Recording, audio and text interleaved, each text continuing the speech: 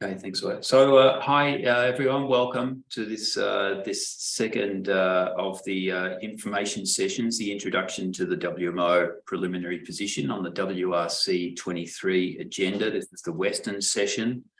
We already had an Eastern session on February 21st. My name's Anthony Gray. I'm the Director of the Infrastructure Department at WMO. It's my pleasure to welcome you all here to this session. And maybe just give a little bit of a background on why it's really important that we engage in the WRC process.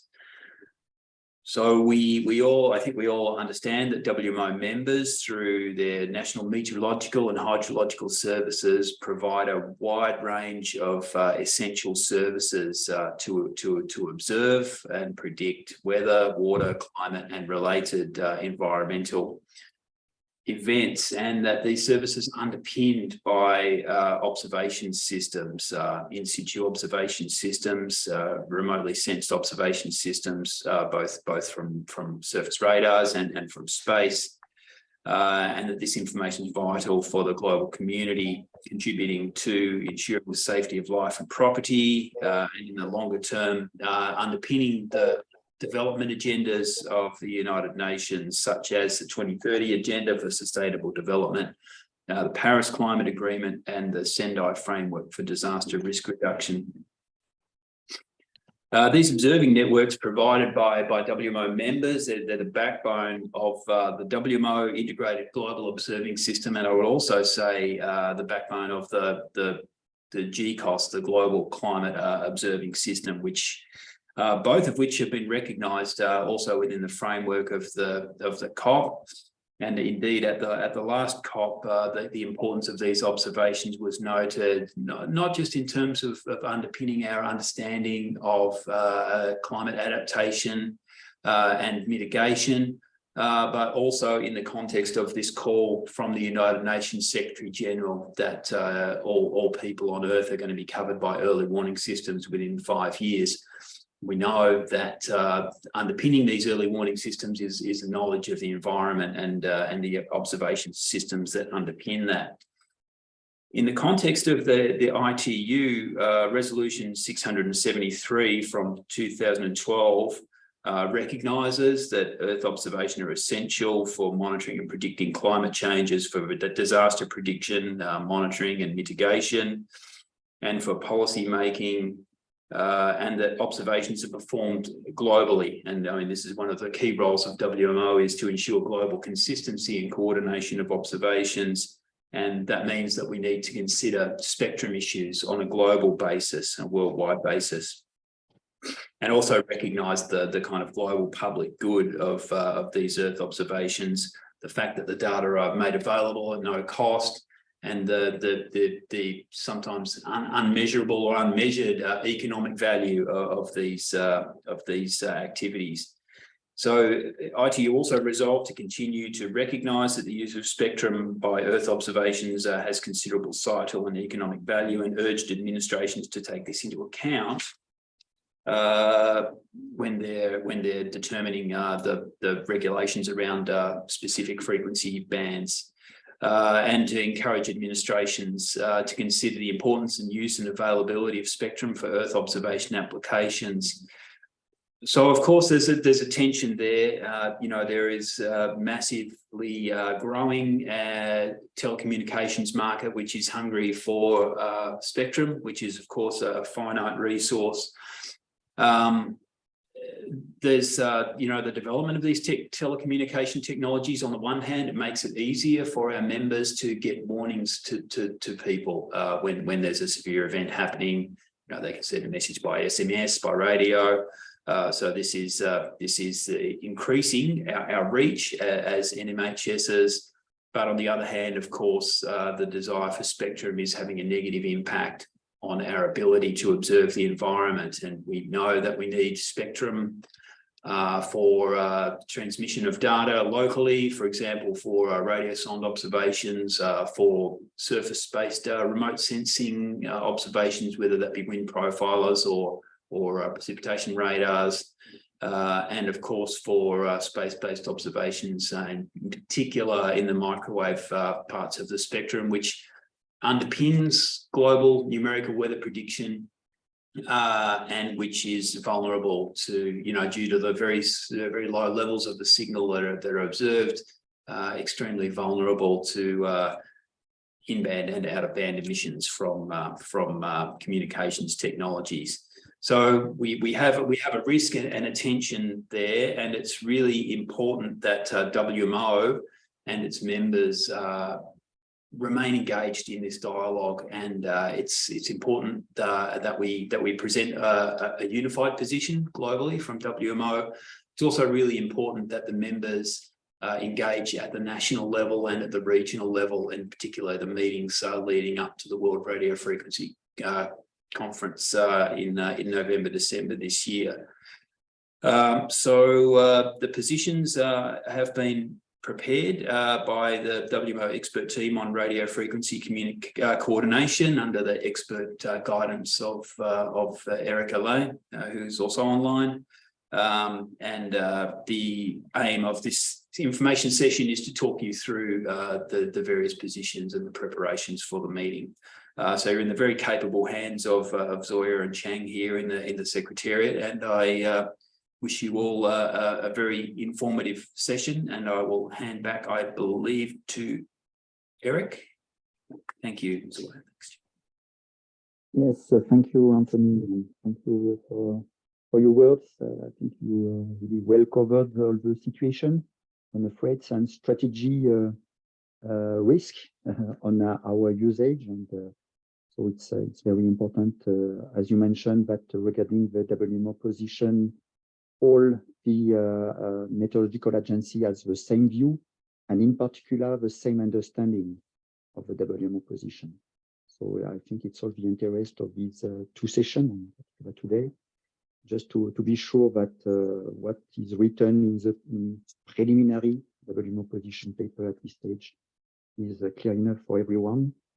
And the second aim of this perfect understanding of this paper is the fact that each meteorological agency will have to talk with their national regulatory authority in order to be sure that our interest will be well defined.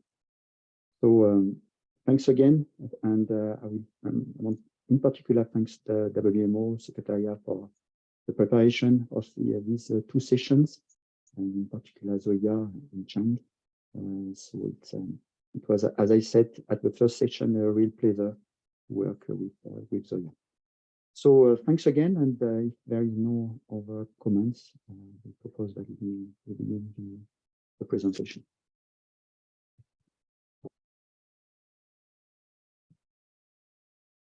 Yeah, we would like to encourage all the participants ask your questions via Q&A or chat after each agenda item of the meeting today.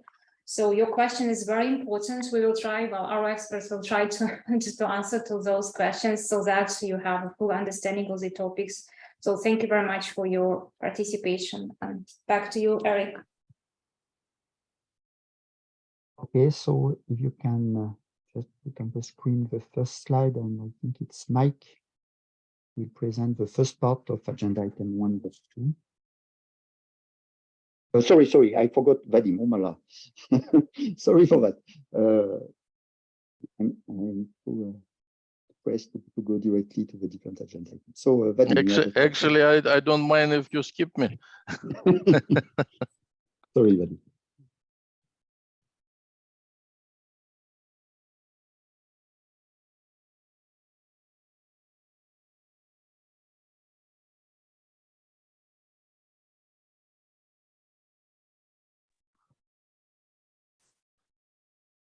Yes. Good morning, everybody. Good morning. Yes. For some of you, good morning.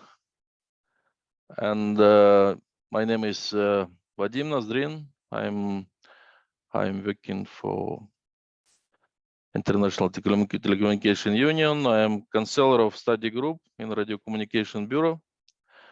And the main objective of my presentation is to give you brief understanding of ITU processes, in particular in preparation for the World Radio Communication Conference and an update of radio regulation. Next slide, please. So just for a small introduction, some historical fact, I could say that we are very proud in ITU that ITU is the first intergovernmental organization established 17th of May 1865. So this is why WMO is only second. And it's all intergovernmental organization. We are supported by member states. We have quite broad membership, 193 member states, plus in accordance with constitution, we have such kind of members like sector members and academy sector members, mainly is manufacturer of telecommunication equipment, telecommunication operators, and so it's now it's more than 900 such kind of members, and they I could say make a big contribution to our studies. ITU is split in three different sectors. ITU-T sector mainly is dealing with standardization of wireline communication. So everything what is out of spectrum management, what I could say, and as well as develop different norms, international norms for regulation of numbering and international tariff. ITU-D, ITU development, mainly they involve in assistance of different projects in developing countries, expert support, and finally ITUR, where for sector where I work, it's everything what's concerned radio communication standardization and global radio spectrum management. So today we are going to speak only about radio communication sector. Next slide, please. So what is the main objective of radio communication sector? Is we are doing allocation of international very famous resources, radio spectrum. So formally our objective is effective allocation of the band of radio spectrum in orbital position in order to avoid harmful interference between radio stations. And we have again quite famous output. It's radio regulation. Yes, it's obligatory international treaty which implied common rules for all radio system, which allows them to coexist and to share radio spectrum. So this radio regulation is can be updated only by World Radio Communication Conference, and as I have said, is mandatory, has mandatory status for all member states. Basic concepts of this radio regulation, obviously you cannot develop some common rules for millions of radio communication systems. So in order to simplify situation, all radio systems are split in 37 categories. We call them like radio services. So it's actually each category combine radio system with similar technical parameters. And based on this simplification and knowing typical technical parameters of each service. We are trying to develop general rules and to help radio stations, different radio stations, to share a spectrum. So as you can see, for example, at the right side of the bottom, from the right of this slide is we have famous spectrum allocation table. It's in Article 5 of radio regulation, and it's this example how spectrum is divided between different radio services in the range of 81, 86 GHz. And so actually for volumes, it includes different regulatory and technical provisions, and which different limitation of technical parameters, coordination procedures, which allows, as I have mentioned already, as I have said, allows all systems in the world to coexist and not to cause interference to each other. Sometimes it works, sometimes not, unfortunately. And it's not concerned actually science services, but we have as well some kind of plain bands. So when the technical parameters of using of specific bands, they are defined in advance, and so specific bands can be used by equipment if this equipment will meet developed parameters. So as you may know, for example, as like we have plan for fixed satellite service and for broadcasting satellite service. So in general, each country has a orbital position to launch satellite, and if it's in the under umbrella of specific parameters, they don't need to coordinate with somebody. A very important provision of radio regulation is 5340, which prohibit emission in specific bands that mainly are used for passive sensing services. Next slide, please. So this slide I have prepared just to show you what is why it's very important for WMO society to participate in the process of spectrum of development rules for spectrum management in ITU, because as you can see, we have different category of users. I defined it 1, 2, 3, 4, 5, 10. So defense, security, communication, broadcasting, of exploration, radio navigation, meteorology, transport, radio astronomy, space research, and production industry. And if you ask any of them how much spectrum you need, they will reply everything. Especially if now you ask private operators which are providing communication, modern communication like broadband services. And obviously there are a lot of pressure from security agencies and defense, so no one wants to share. So in general, each WRC is not only technical discussion, but it has a background which is, I could say, political background, which is caused by a conflict of interest.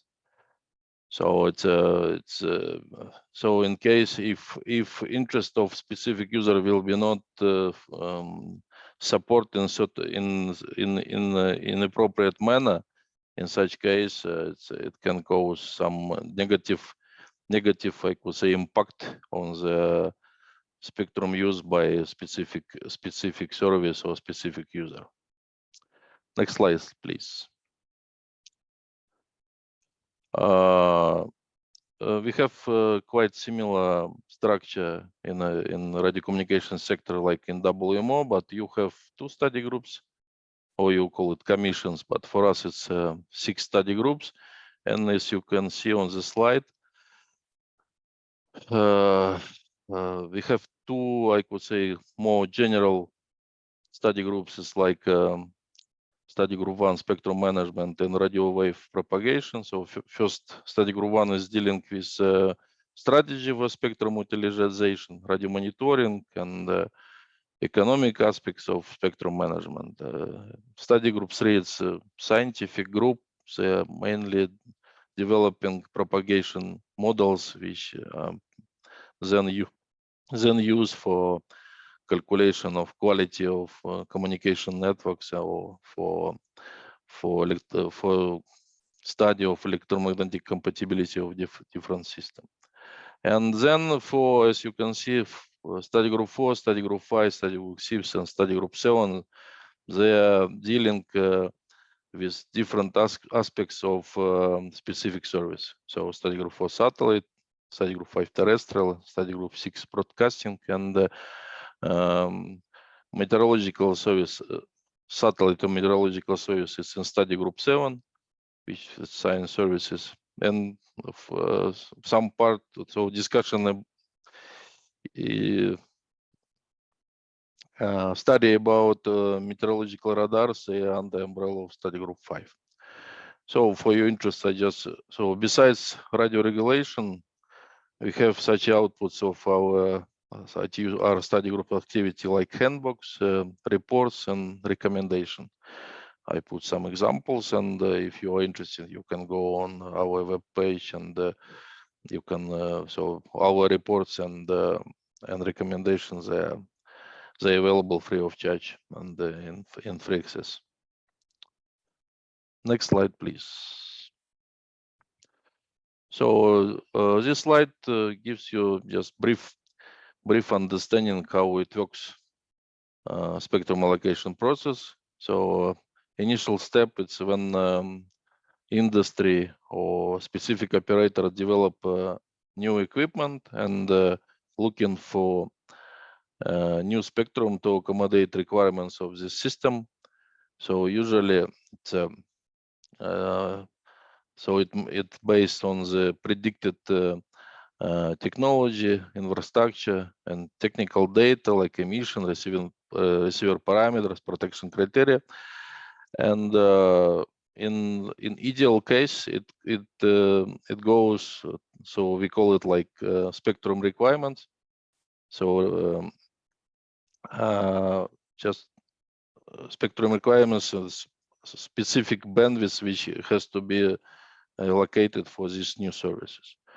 So usually it goes to WRC resolution, and WRC resolution ask for sharing study, which has to be conducted by appropriate study groups of radio communication sector. During this study, we conducted spectrum inventory, so current occupation of particular bands, and trying to find appropriate place for accommodation of new system. And we have a lot of technical reports and recommendation which give appropriate information on appropriate technical data which has to be taken into account. So then based on the different scenarios, result of the study will go to should be discussed by conference preparatory meeting, and the results of this conference preparatory meeting gives administration technical base to prepare their proposal for WRC. And then based on the discussion during the WRC, this new location or appropriate decision about new location or taken or not. So next slide, please. It's the last one, I believe. And so in more details, what is actually the process of WRC? So usually the WRC is conducted each 4 years. Sometimes it was 3 years, but it's now usually 4 years. And as I have said, it's only one possibility to update radio regulation. So let's start from the end of WRC. So usually WRC result of WRC is so-called final acts, and these final acts they modify radio regulation. Oh, you cannot see my okay, my mouse. Okay, but additionally, WRC always has to agree to an agenda item for the next WRC, and then adopted agenda goes to the first conference preparatory meeting, CPM1, and the CPM1 establish a plan for studies for 2 year studies and distribute the agenda between different study groups. So results of study groups after 2.5 years, they are presented to CPM2, conference preparatory meetings 2, and result of this CPM2 is technical report, which combine all results of the study conducted by study groups. So this CPM report, as I have said, is one of the contribution for the WRC, giving administration possibility to choose appropriate options to resolve particular agenda item. And so now we are in the stage of just before CPM2. And next slide, please. So from 27 March to up to 6 April, we will so second session of conference preparatory meeting will be held here in Geneva in CICG, and next WRC will be in Dubai from 20 November up to 15 December. That's all. Thank you very much for your attention. Thank you, Vadim,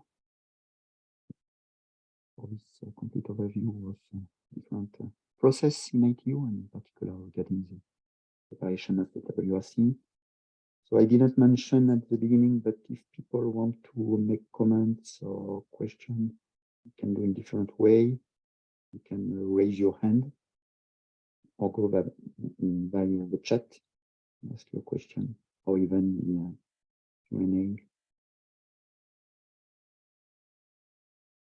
So it's open.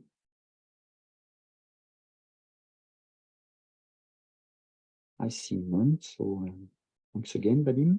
We can go now to the agenda items.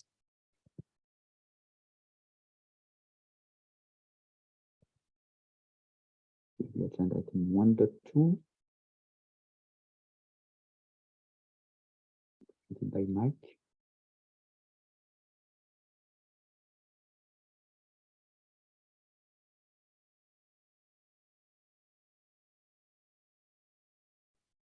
Mike, you have the floor. Hello, Eric, can you hear me? Fine, clear and yours. Excellent. Thank you so much for the opportunity to be here and present, and good day to everyone online. I am Mike Evans. I work for NASA in the Spectrum Management Office, and I'd like to, well, 1.2 is one of a couple different agenda items that I'll be talking about today. In particular, the 10 gigahertz portion of agenda item 1.2. It actually covers numerous frequency bands, but the 10 gigahertz portion is one that is of particular interest to the WMO. In particular, IMT, which is another way of basically saying wireless cellular networks are pursuing an identification of the 10 to 10.5 gigahertz band for usage in region 2. Region 2 is the Americas. So this is kind of a regional only identification. But as we know, regional only terrestrial deployments can still be very problematic for measurements that are taken on a global basis. So the scope of this portion of the agenda item, like I said, is kind of an Americas-based wireless cellular network identification for use as part of future 5G or 6G systems. One of the things that was discussed, at least thus far, in terms of forming the IMT characteristics, was that base stations were envisaged to be constrained to microcells only, meaning that the coverage areas were somewhere between the macro cell, which is quite a large coverage area, and some of the smaller nano and pico cells, which are quite smaller. So that was what was envisioned, at least within Working Party 5D, which is the group that's been putting these studies together.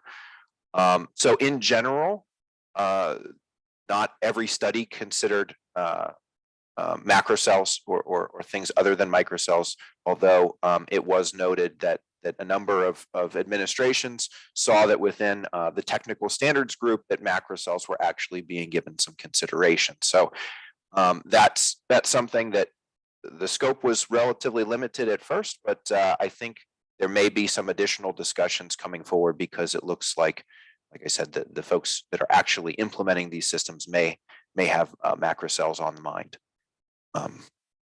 So the relevance for this portion is protection of the ESS passive band in 10.6 to 10.7. 10.6 to 10.68 is actually a shared passive band. It does share with fixed and mobile. However, there are restrictions on the active services that operate co-frequency to make sure that there's not a potential interference concern. And also the upper portion of that band, 10.6 to 8 to 10.7, is actually covered by footnote 5340, which says all emissions are prohibited. So it's kind of an interesting mix for that frequency range. It does play an important role from the earth science perspective, leading into a variety of measurements, particularly related to snow morphology and rain rate. There are quite a few conical scan sensors that both planned and current that are using this band. So from a study perspective, at least with respect to passive, there was quite a bit of different sensors to consider and make sure that there are given adequate protection. Also of importance is not just the satellite-based passive sensing, but also satellite-based active sensing. And this is part of a large range of 9.2 to 10.4 gigahertz. There are some interesting footnotes that kind of require, or I should say, the footnotes that allow use in 10 to 10.4, which would be co-frequency with IMT. There's some restriction as far as minimum bandwidth that basically have to justify rolling over into the 10 to 10.4 bands. But nonetheless, there is a primary allocation to ESS active there, and that is primarily used by synthetic aperture radars, SARs, to produce high resolution data that's very useful for a variety of purposes, and that really justifies the large 1.2 gigahertz of bandwidth there, corresponding to high levels of range resolution and such. So if we could go to the next slide, please. So the current WMO position on this, and like I said, I kind of trimmed this one down because 1.2 has a number of facets to it. I focused particularly on the 10 gigahertz portion here, but the current position is that WMO is not in favor of an IMT identification. I think that's based on a risk sort of thing, right? I think the safest play is to not see IMT get identified. However, in the event that that's the direction that the ITUR, that the WRC goes, there are certain things that the WMO would strongly support being in place. And really those are applicable or required regulatory provisions to ensure that both the ESS active and the ESS passive systems are protected. Of course, one is in band and the other is out of band. So they're really kind of two separate sets of constraints that are necessary. And so as we go into the status of studies bullets that I have here, I'll get it into a little bit more as far as what we've what studies within Working Party 5D have found, and that's at least on the passive side. The typical approach that we've seen with previous WRCs is that limiting unwanted total radiated power is necessary for both IMT base stations and user equipment. This is kind of a similar path to the approach that was taken, previous WRCs, 24 gigahertz, other agenda items that kind of deal with IMT and potential interference to ESS passive. I've given some numbers here as far as the actual limitations. There's kind of a range of limits based on numerous studies that have been done. However, in the CPM text in section 5, there are an example resolution that gives numbers of minus 40.4 and minus 38.4 per 100 megahertz for both base stations and user equipment respectively. This was a single study, in fact, a NASA study, one of the 4 that was done under ESS passive, and these numbers were actually updated at the most recent Working Party 5D meeting after the finalization of CPM text, and the result was that they actually got about 2.6 dB more stringent in both. So I think there's a range, but the numbers that are kind of in discussion at this point in time are minus 43 and minus 41, recognizing that the protection criteria is, well, really the full spectrum allocation, which is 100 megahertz. And then for ESS active, the study indicates that as much as 11.5 dB of the protection criteria is exceeded. This kind of depends on the operational assumptions that are used, but that's kind of the upper bound. And what I would say is that the mitigation approaches to solve the in-band portion are a little bit less robust at this point in time, just because I think they have the effect or more of an effect on actual IMT operations. So I think there's some more heated discussions on those. There's some approaches that have been thrown around, such as limiting in-band TRP or in-band EIRP. There's also some approaches of taking the standard phased array model and providing some additional attenuation beyond the recognized envelope. And there's also some TBD still in the draft CPM text. So I think that there's some ways to go on firming up how to protect ESS active, at least at this point.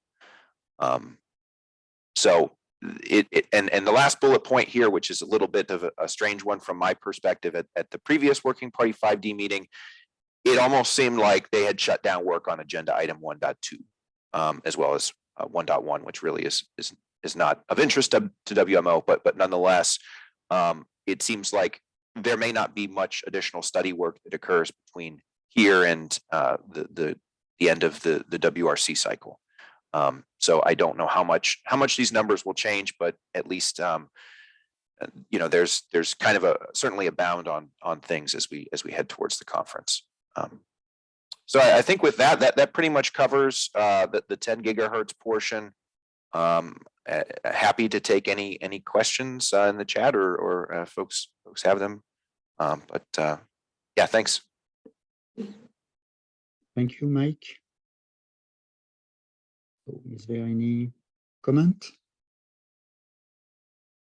Just because people who are present here are maybe not aware of the region, because in other agenda item we will talk about different region in ITU. It's not the same region as in WMO.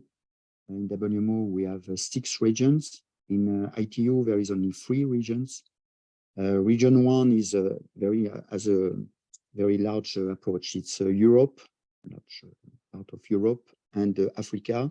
Region 2 is the Americas, north and south, and region 3 is the Asia Pacific area.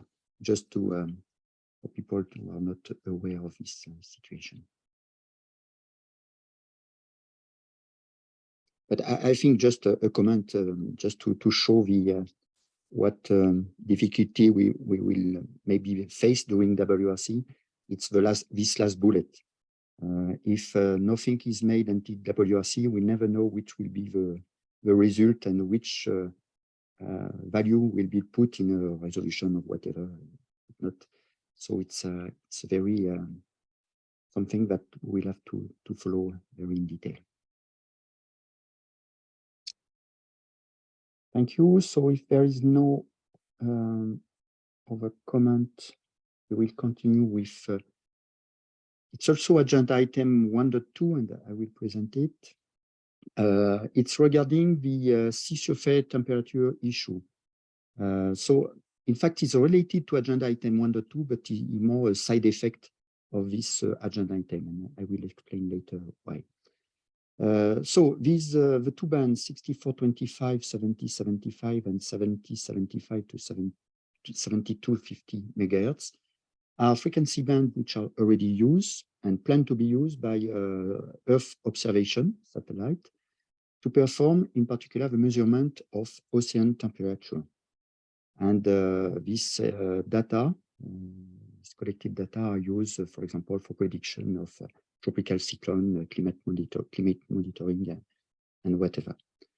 So if you look in the radio rates, in fact, there is no allocation to EESS, to the Earth Exploration Satellite Service. There is only a footnote I put here in green, and this footnote saying that administration should bear in mind the needs to the Earth Exploration Satellite passive and space research passive services in their future planning of the band, blah, blah, blah.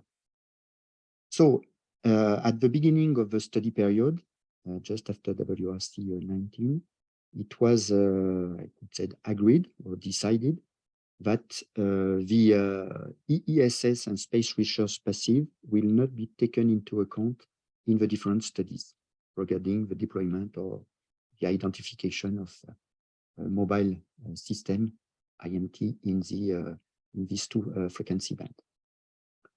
However,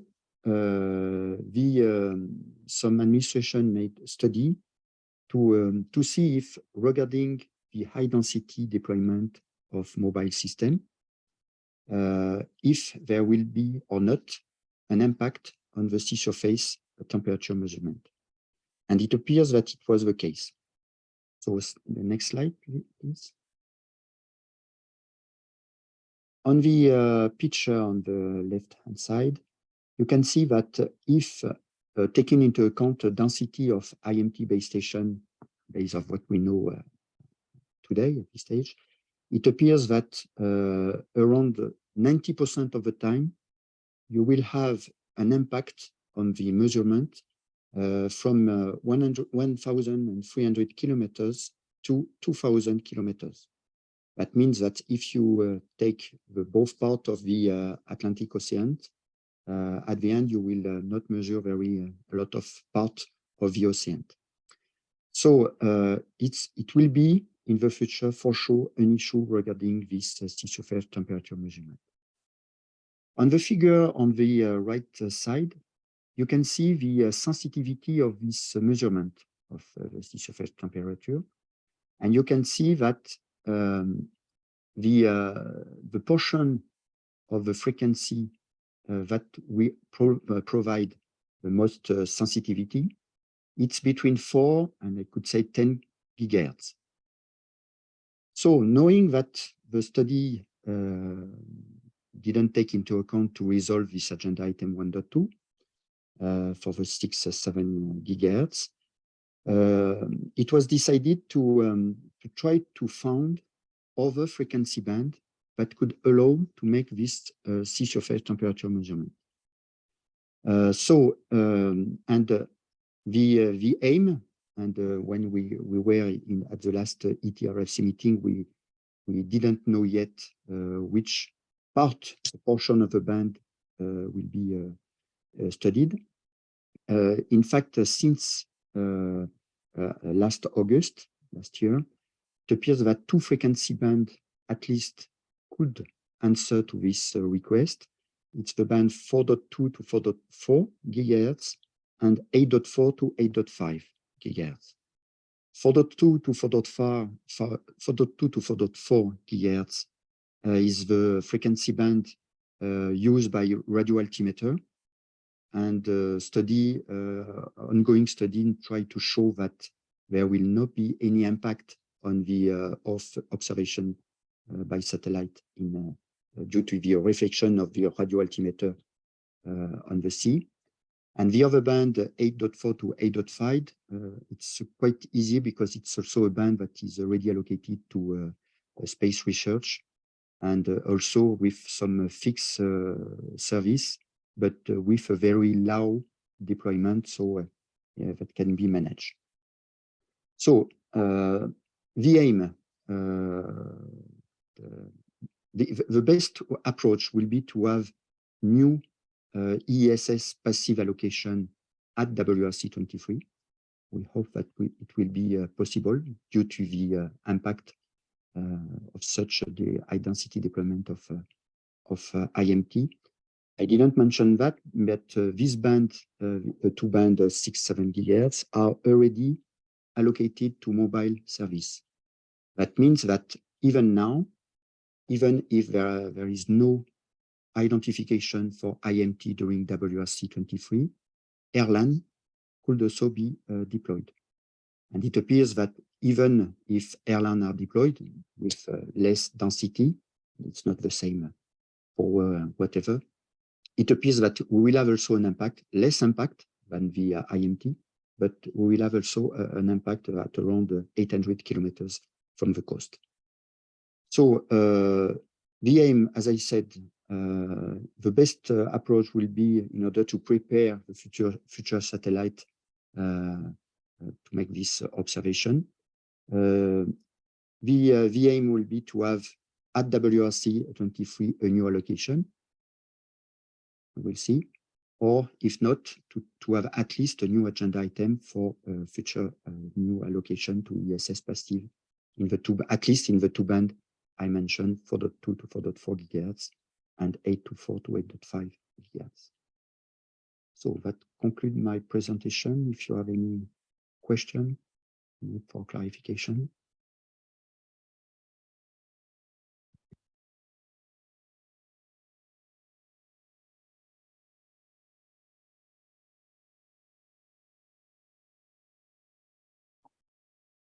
Okay, so we can go to agenda item 1.3. So Marcus.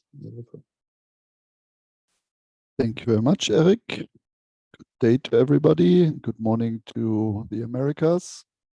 My name is Marcus Treis from EUMETSAT. I have the pleasure to present to you also a few items. The first one is the agenda item 1.3. It deals with the possible primary allocation in the band 3.6 to 3.8 gigahertz to the mobile service in region 1. Remember what Eric said, it's Europe and Africa. Sorry. The 3638, which you might also know as part of the C-band, is also used by commercial satellite systems. And 5G IMT has started off in the band 3.4, 3.6, and here you see the trend that it's growing towards higher parts of the C-band, with this having some impact on the use of the band at the same time for FSS and their Earth stations. So what does this have to do with the WMO? So WMO is operating, or not operating, but GeoNetcast is operated in the outspaces of WMO. And GeoNetcast is a kind of a distribution service of meteorological data globally, operated by some meteorological satellite operators, NOAA over the Americas, EUMETSAT over Europe and Africa, and CMA, which is the China Meteorological Administration over the Asia Pacific area. So now you can imagine that when the available spectrum for the FSS is shrinking, or parts of the band are more valuable than others because there is no impact by IMT and other bands are impacted by IMT, these resources get more condensed, and the transponder capacity might be more difficult to access and might be more costly. And providing a free of charge service to the users might be impacted in the long term. So this is an indirect potential negative effect on WMO users and WMO community, and that's why it is described here. So that's basically what it is. It's not yet so eminent in over the Americas, but also the trend is there that the C-band is more and more used by IMT, and so it could, in the long run, affect all the 3 regions of the ITU. With this, Eric, back to you. Thank you, Marcus. Any comments? Need for clarification?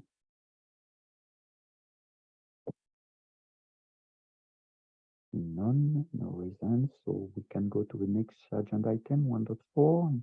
Reza, you have the floor. Hello, can anybody hear me? Loud and clear. Thank you very much. Greetings, everyone. My name is Reza Biazaran from NOAA's Radio Frequency Management Division. I am going to briefly talk about agenda item 1.4, although I don't know if I can beat Marcus's record as far as the time of presentations, but I'll do my best. Anyway, we are briefly talking about agenda item 1.4 that revolves around introduction of high altitude IMT based stations, also known as HIPs, in the mobile service in multiple frequency bands in multiple regions, ITU regions, primarily below 2.7 gigahertz. As far as WMO is concerned, the critical systems that are of relevance and might be impacted by this agenda item are listed here. I can briefly talk about those 3 items. The first bullet talks about meteorological radars, primarily ground-based radars operating above 2700 megahertz in multiple regions. In the United States, for example, this is a network of radar systems known as NEXRAD, operating in above 2700 megahertz, primarily for weather forecasting, precipitation measurements, high altitude observations of that nature. This is the frequency of operations for MET radars falls adjacent to the one of the proposed bands for HIPS allocations in the 2500 to 2690 megahertz. Also, excuse me, as far as the satellite-based operations, we have the METSAT, or meteorological satellite systems, primarily for transmission of meteorological data, satellite-based systems that operate primarily in 675 to 1710 megahertz. That also falls adjacent to another band proposed for HIPS operations in 1710 to 1855. And finally, we also have ESS passive and METSAT systems operating in the 2025 to 2110 megahertz band that also falls adjacent to another band proposed for operations of HIPS in multiple regions. So if we can move to the second slide, please. Okay, so as far as what we call the proposed methods to satisfy an agenda item, or basically determining how the agenda item is moving forward. WMO is obvious. The preferred method of choice is obviously and no change to radio regulations. However, if that no change method, or NOC as we call it, does not prevail, WMO is not opposed to HIPS identifications in the radio regulations with multiple technical conditions as listed here. I'll let you quickly review the bullets here, but so the conditions are primarily technical.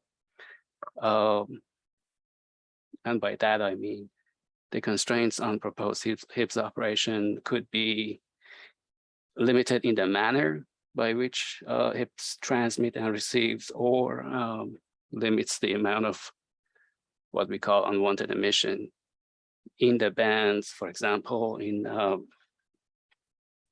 band 2700 to 2900 megahertz, where our NEXRAD radar or ground-based meteorological radar systems operate. We have proposed technical limits in case of radiated power or power flux density as observed or as measured on the surface of the Earth in the 2700 to 2900 megahertz. And the limit is expressed in terms of power flux density for that specific band. So that's a technical constraint that we are proposing for HIPS operation. In addition to that, for other bands that HIPS might possibly operate in, we have technical constraints in the manner by which HIPS transmit. For example, in a specific band in 1675 to 1710 megahertz where MetSat systems operate, we are proposing to limit HIPS transmissions in the uplink direction, basically from the user equipments to the HIPS base stations. Conversely, in the for the 2110 to 2170 megahertz band that's proposed for HIPS operation, we are proposing a downlink only transmission for HIPS. So in essence, the technical constraints have, as I mentioned, have come in two forms. One being the amount of transmission for HIPS, and the second would be a limit to the out-of-band emission of HIPS in certain frequency band, including out-of-band emission in the 2700 to 2900 megahertz band to protect our ground-based meteorological radar systems. With that, I believe that's all I have. I am open to any questions or comments, please. Thank you very much. Thank you, Reza. Is there any comments?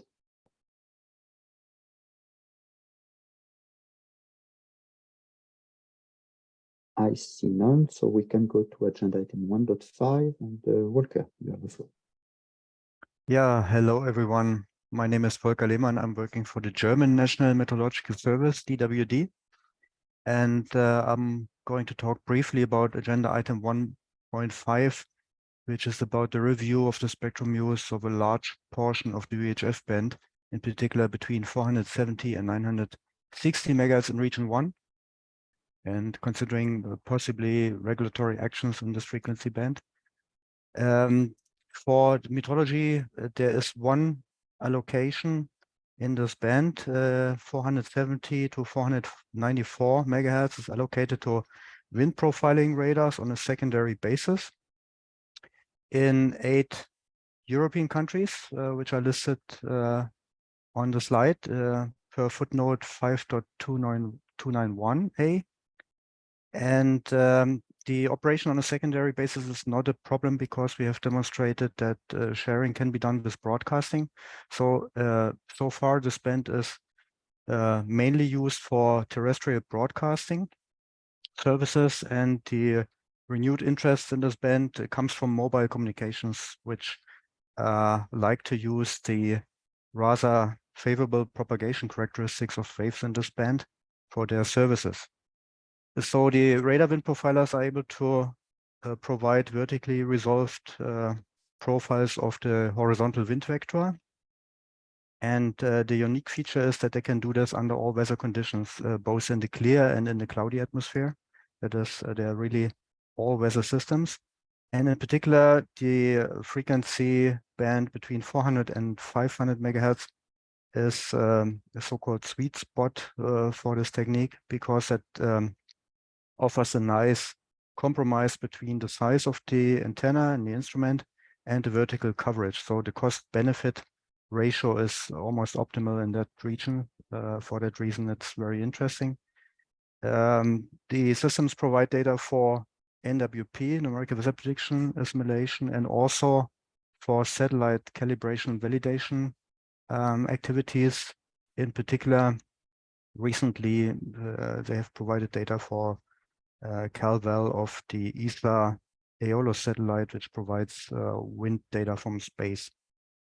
The position of WMO is that we would like to see a possibility to continue the operation of these systems in the band, and support would be very welcome here.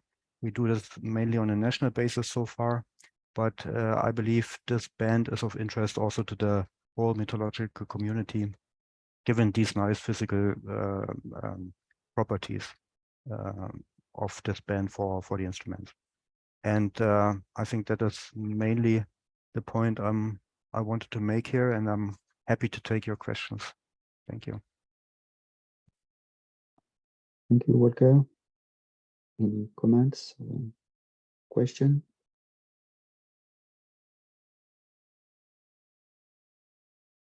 Yeah, for sure, WMO will support this usage. So there is no issue on that. The difficulty here, as you know, is that the usage of that band is under secondary allocation, and it's why we, in the WMO position itself, we are talking about appreciated the development of a solution. We can't impose what we want, because this system could not be taken into account in the different studies. Yeah, thank you very much. I think the interesting fact is that the secondary allocation has, in a sense, also protected us, because we are indirectly protected by broadcasting services. We have demonstrated cooperability, and as long as we have broadcasting there, there's a niche for these instruments as well. And the protection is actually, to some extent, better than for the weather radars that we have that have primary allocation. That's our experience in Germany, at least. Thank you.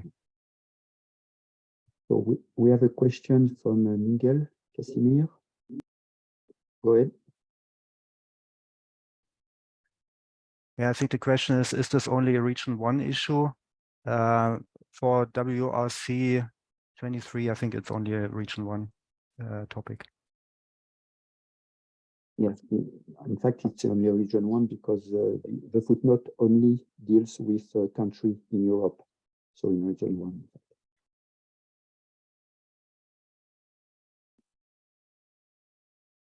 Okay, thank you. I hope that answers your question, Miguel. And there is no other question. We can go to chapter 2 of the CPM report. And the first agenda item is agenda item 1.6. So this agenda item 1.6 deal with the consideration of regulatory provision to facilitate radio communication for suborbital vehicles. So first of all, this agenda item does not permit to change Article 5. Article 5 is the different table of service allocation.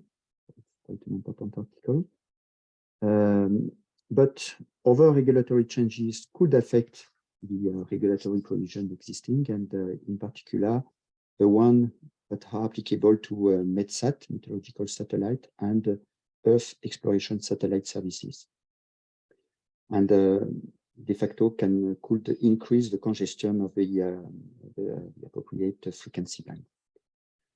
So one important point is, as it is done for the with civil aviation and with the secondary surveillance radars, WMO could have an interest to for suborbital vehicle technology, and so to support some of mission for a meteorological community. And if, as me, you're not completely familiar with suborbital flights and suborbital vehicle, there is an ITOR report, M2477, where everything is well described. So the WMO position, first of all, support the development of regulatory provision to facilitate the suborbital vehicle operation. But as it was mentioned above, of course, knowing that no negative impact will appear on the current and future meteorological satellite and Earth exploration satellite services. And for this agenda item, we didn't explain that, but for each agenda item in the CPM report, the draft CPM report, we have different methods. And sometimes for some methods, we have different approaches. And for this specific agenda item 1.6, WMO will consider that what is described in the method B approach A of the draft CPM text could be aligned with our objectives. And I just mention below in green the key elements of method B approach A. First of all, to provide a definition of suborbital flight and suborbital vehicles. It's important to know what we are talking about. To have a listing of the minimum required frequency bands to ensure the safely operation of suborbital vehicle. And also, third point is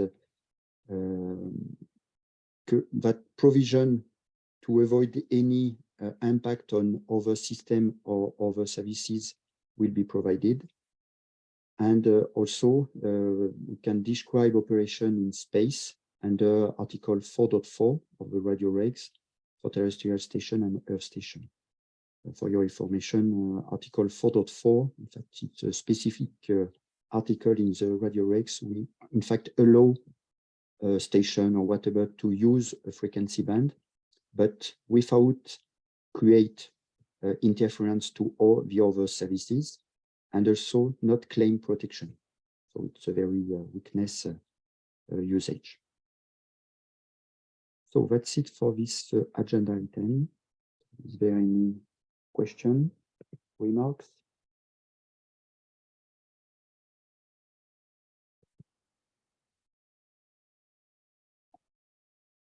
None, so we can go to the next agenda item, which is 1.10. Michael. Yes, thank you, Eric. I'm back again for agenda item 1.10. And this is one that relates to pursuit of spectrum for aeronautical mobile AMS applications in two frequency bands, both of which are adjacent to bands used for by the passive services. From a scope perspective, there's actually a lot of envisaged AMS applications using this band for applications as shown in the picture, such as border surveillance, fire surveillance, air-to-air links, and really a lot of different potential geometric interference scenarios. So from a study perspective, there were a number of cases that are being considered here in lots of different directions. From a relevancy perspective, this is applicable to the WMO because of, as I said, the operations adjacent to existing bands that are labeled for EESS passive usage. In particular, the band 22.21 to 22.5 gigahertz is adjacent to the spectrum that's being pursued here. And so that's one of the main concerns. That band corresponds to a water absorption band. It's used for measuring atmospheric water vapor. There are certainly some similarities with the data products that are taken there versus in the 23.6 to 24 gigahertz band. And so I get into that a little bit on the next slide, but that it is certainly an allocated band for ESS passive, and one that's that is used by operational missions nonetheless. With respect to the 15 gigahertz band, there is an adjacent ESS passive allocation. However, when we were at the stage of assembling characteristics to be sent to Working Party 5B for these studies, the expert group on remote sensing systems took a look at all previous and future planned usage for 15.35 to 15.4 gigahertz, and weren't able to come up with any usage of that. It's primarily used for continuum measurements by the radio astronomy service. So there is an adjacent ESS passive allocation. However, we don't have any characteristics, and it hasn't really been considered under agenda item 10 in that manner. So next slide, please. So from a WMO position perspective, the position is that we're not opposed to this new allocation for AMS based on these applications that we've studied, as long as we have the necessary unwanted emission level to protect ESS passive in the adjacent band. We've included the level of minus 23 dB watts per 100 megahertz here because that's what the studies are showing within Working Party 5B. Just kind of wearing my general ESS passive hat, I would say that minus 23 dB watts per 100 megahertz is not the most stringent limit I've ever seen. So it is, it is kind of a, well, the studies indicate that it's a necessary limit, but I don't know that it's perhaps as critical as some of the other studies we've seen where for a given reference bandwidth of 100 megahertz, we see things that are drastically lower. So I think that's important to keep in mind, but nonetheless, study results do indicate that that we need an unwanted emission power density limit here to protect from all of the applications that we've considered. That is minus 23 is the most strict or the lowest of all of the potential applications or the worst case geometries and densities. It's important to note that only one passive sensor was used in these studies here. Recommendation ITU RS 1861, which is our document that's very comprehensive and contains all characteristics for typical passive-based remote sensors, only has a single one for this particular band. So that is I would say slight or less typical than other bands where we have quite a large collection of sensors to do in these studies. So that made some lighter work under this agenda item, but it's really a single sensor that's driving this level of minus 23 dB watts, at least from a current and future usage perspective.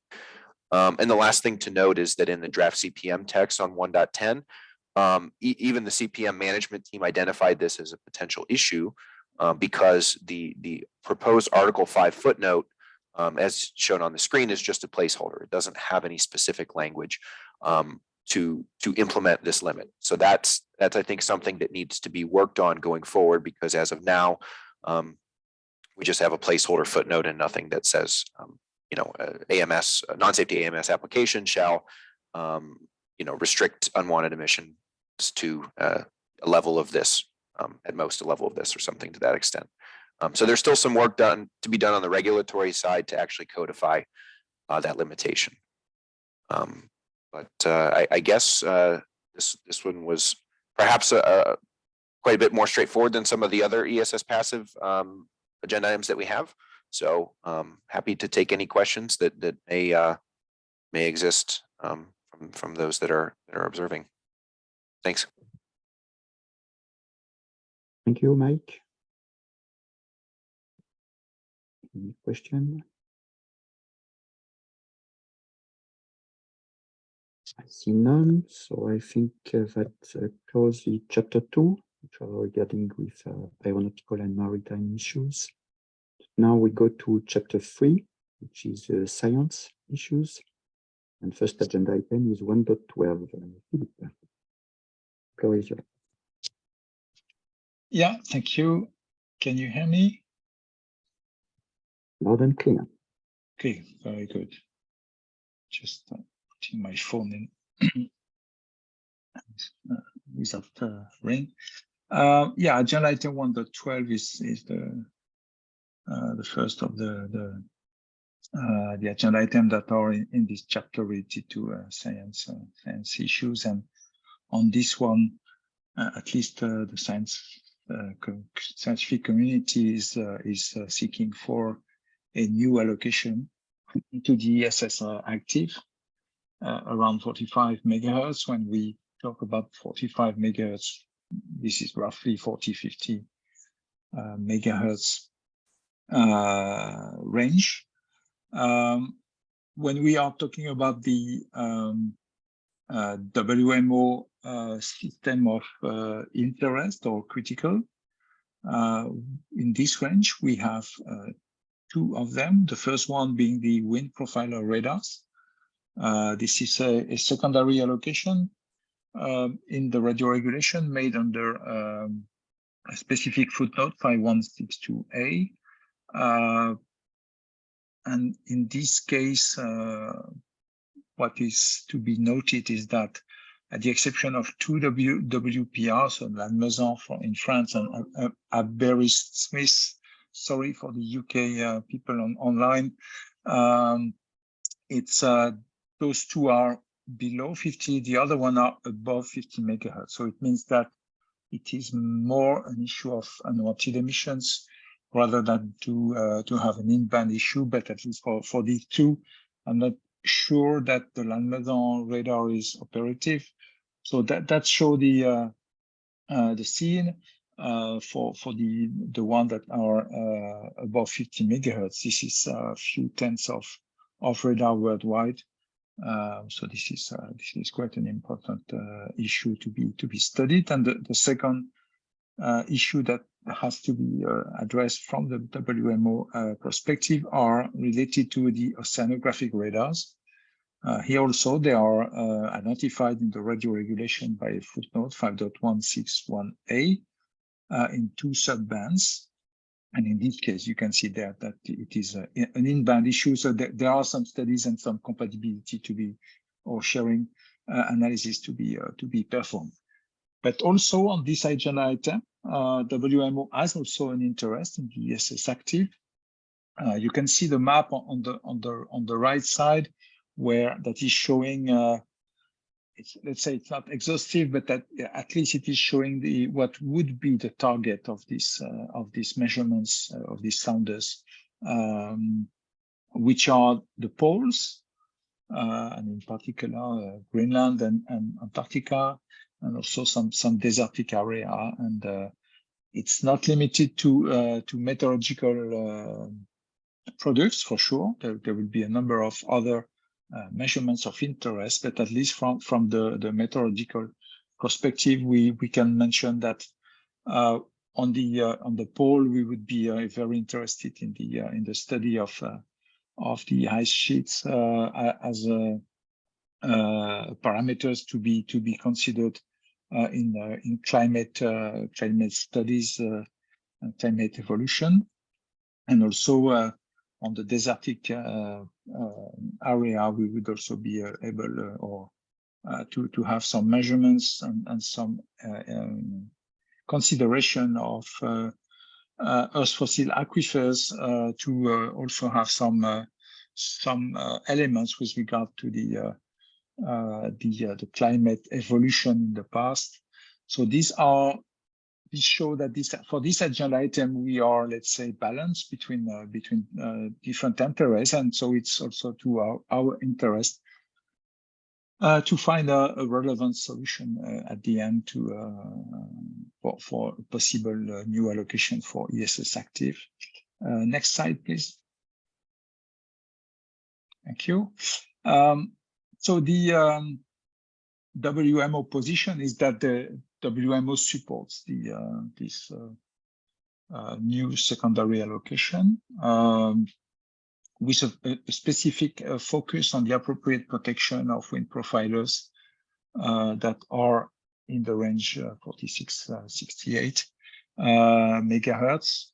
So this is something that has been studied. But now, if we have a look to the status of the I2R studies, so it was performed in Working Party 7C, supported by 5B. There are still some discussions for sure. For example, we had a specific Working Party 7C correspondence group beginning of February that allowed the various proponent or interested parties to further discuss the interference scenario, the parameters that needs to be addressed, and in particular the relevance of using peak or average ESS active power. So all this is still under discussion. So that's why also for this item the draft CPM text is, let's say, still in a vague or open area, and for sure will be discussed at the next CPM meeting. We have the current studies show that there is some occurrence of interference exceeding the protection criteria for most of the victim systems that have been addressed. Some occurrence doesn't mean that there is it's a huge amount of interference, but at least since we are talking about a polar orbiting satellite, okay, it may come on a, let's say, regular basis, one every few days or something like this for a few tenths of seconds. Now the question will be really to address or to understand how this exceeding will impact these services. The key question will be there. I think that there is a kind of general understanding that if we are trying to find power limits or PFD limits that would be in line with the full protection of all services in this band, which means 100% protection, then for sure the relevant power of PFD will not be compatible with the operation of ESS active. So it's why it's important to find really the balance between the interest, if possible, of course, and the study of addressing the potential impact on the existing services will for sure be key on this agenda item. So this means that we may have some difficult discussion at the I2R level. I think that some people may remember that what we had under agenda item 1.3 for the last conference, which was a bit also a kind of similar issue where some people were trying to address a full protection of existing system, and that leads to, at the end, at WRC 19 on 1.3, we had a no change due to some extreme requirement for protection. And then at the end, for sure, if we are able to have something, we may have a secondary allocation, but probably with a number of additional conditions. What will be these conditions? That's still to be addressed, but we can expect that there will be a maximum PFD, some limitation of transmission time, maybe number of system or whatever, but something that will really ensure that the interference to the existing system will remain really limited to very, very few and small events during some period of time. So this is what I can say on 1.12 for sure. The next CPM will be important. There will probably be a number of inputs and further discussion on the technical matter on this one, and I hope that we will be able to progress. Thank you, Eric. Thank you, Philippe. Is there any question or need for clarification on this agenda item 1.12? I see none, so we can go to the next one, 113, and Michael, it's again your turn. Yes, thanks, Eric. So happy to talk about agenda item 1.13.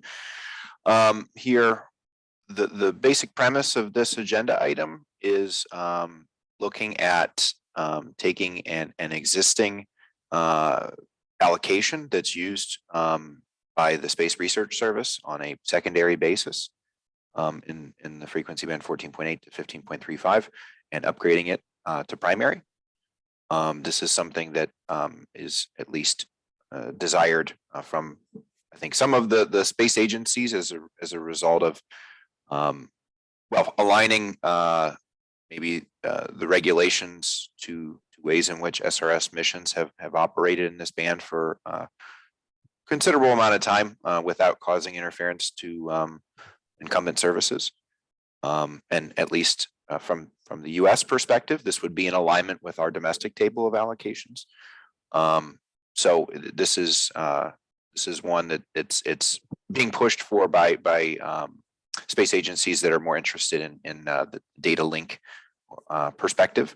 But it does have some relevancy for the WMO in that, similar to I guess what I talked about under agenda item 1.10, there is an adjacent set of well, there's an adjacent passive band that falls under footnote 5.340 where emissions are prohibited. That's the one where it we took a look, and to date it was really just used by continuum measurements by the radio astronomy service. There are no known passive systems that operate in either set of bands here. We don't have a set of representative characteristics for ESS passive operations in either one of these bands. One of them does have overlap.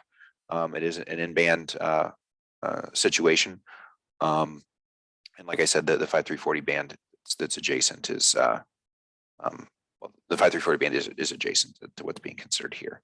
So if we could go to the next slide, please. It's a pretty straightforward one in that we're not opposed to upgrading SRS from secondary to primary, and the reason why is because we don't really have any current or future planned usage of these bands or really any assets to protect. As I indicated, our typical and representative characteristics document doesn't have anything for us to use in the studies, and so basically working party 7C said nothing for us to worry about here because we don't have any characteristics. So this was a pretty straightforward one, and like I said, it's kind of a at least with respect to 15 gigahertz band, it's kind of a common line that we used in some other agenda items as well. So with that, I'll turn it back over to you, but happy to take any questions if there are any. Thanks. Thank you, Mike. So, is there any question?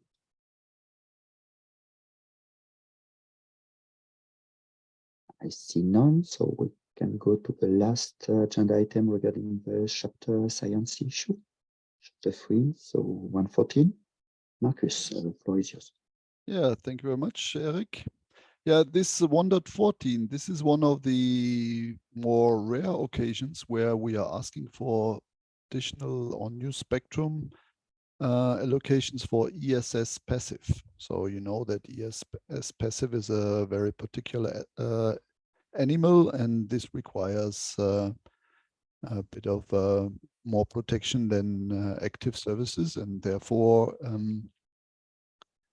it is not so easy to establish new allocations in the quite busy frequency allocation table. So here we're looking for additional allocations to ESS passive in the range 231 gigahertz to 252 gigahertz.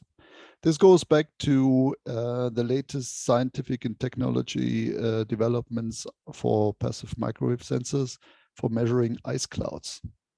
So it was found out that the measurements of ice clouds is a bit of a gap in the measurement portfolio of the atmosphere, and that it would be important to give more weight to measuring ice clouds. And next generation sensors will do exactly this.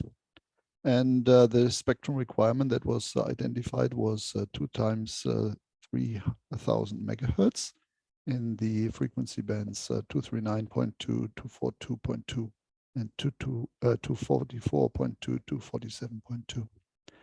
When you look to the next slide, there I would like to describe you a bit the solution that was found and how it corresponds to the WMO position. So basically in the first row where you see the yellow boxes, these are the new ESS passive allocations that are sought after. And for this, you had to study in the preparation process with all the existing services that are already there, particularly with the fixed and mobile service, as you see in the middle of the table in those boxes. And it was found out that with these conical scanning instruments measuring ice clouds, compatibility was not achievable with fixed and mobile due to the sensitivity and the geometrical constellation between the sensors and the fixed and mobile on ground. So a solution had to be found. And the solution that is proposed here is that we're taking out these 1.8 gigahertz of fixed and mobile allocation and compensate the fixed and mobile by giving them other parts of the spectrum. That's what you find 235, 238 gigahertz. So you will note that 3 gigahertz is more than 1.8 gigahertz. And on top of that, you are closing a gap in the fixed and mobile allocations so that you have contiguous spectrum. So these are two positive elements for such a move, because contiguous spectrum is always what is sought after. So this would mean, yeah, you could establish the new ESS allocations and you could rearrange a bit the fixed and mobile, and then both services would have a positive solution to the problem. What else is required, as you see that there's an ESS passive allocation already in the 235, 238 gigahertz, but this band is used by limb sounding instruments. This looks a bit more horizontal into the atmosphere, and that is compatible with the fixed and mobile. So there would be no problem having fixed and mobile and ESS passive at the same time due to the different scanning mechanism. But what the fixed and mobile community would like to see is some confidence that this situation is not changing sometime in the future. So that's why a footnote is proposed, which limits the use of the band 235 to 238 gigahertz to limb sounding instruments only. So in this case, compatibility is secured, and there would never be an impact on the fixed and mobile use in this spectrum.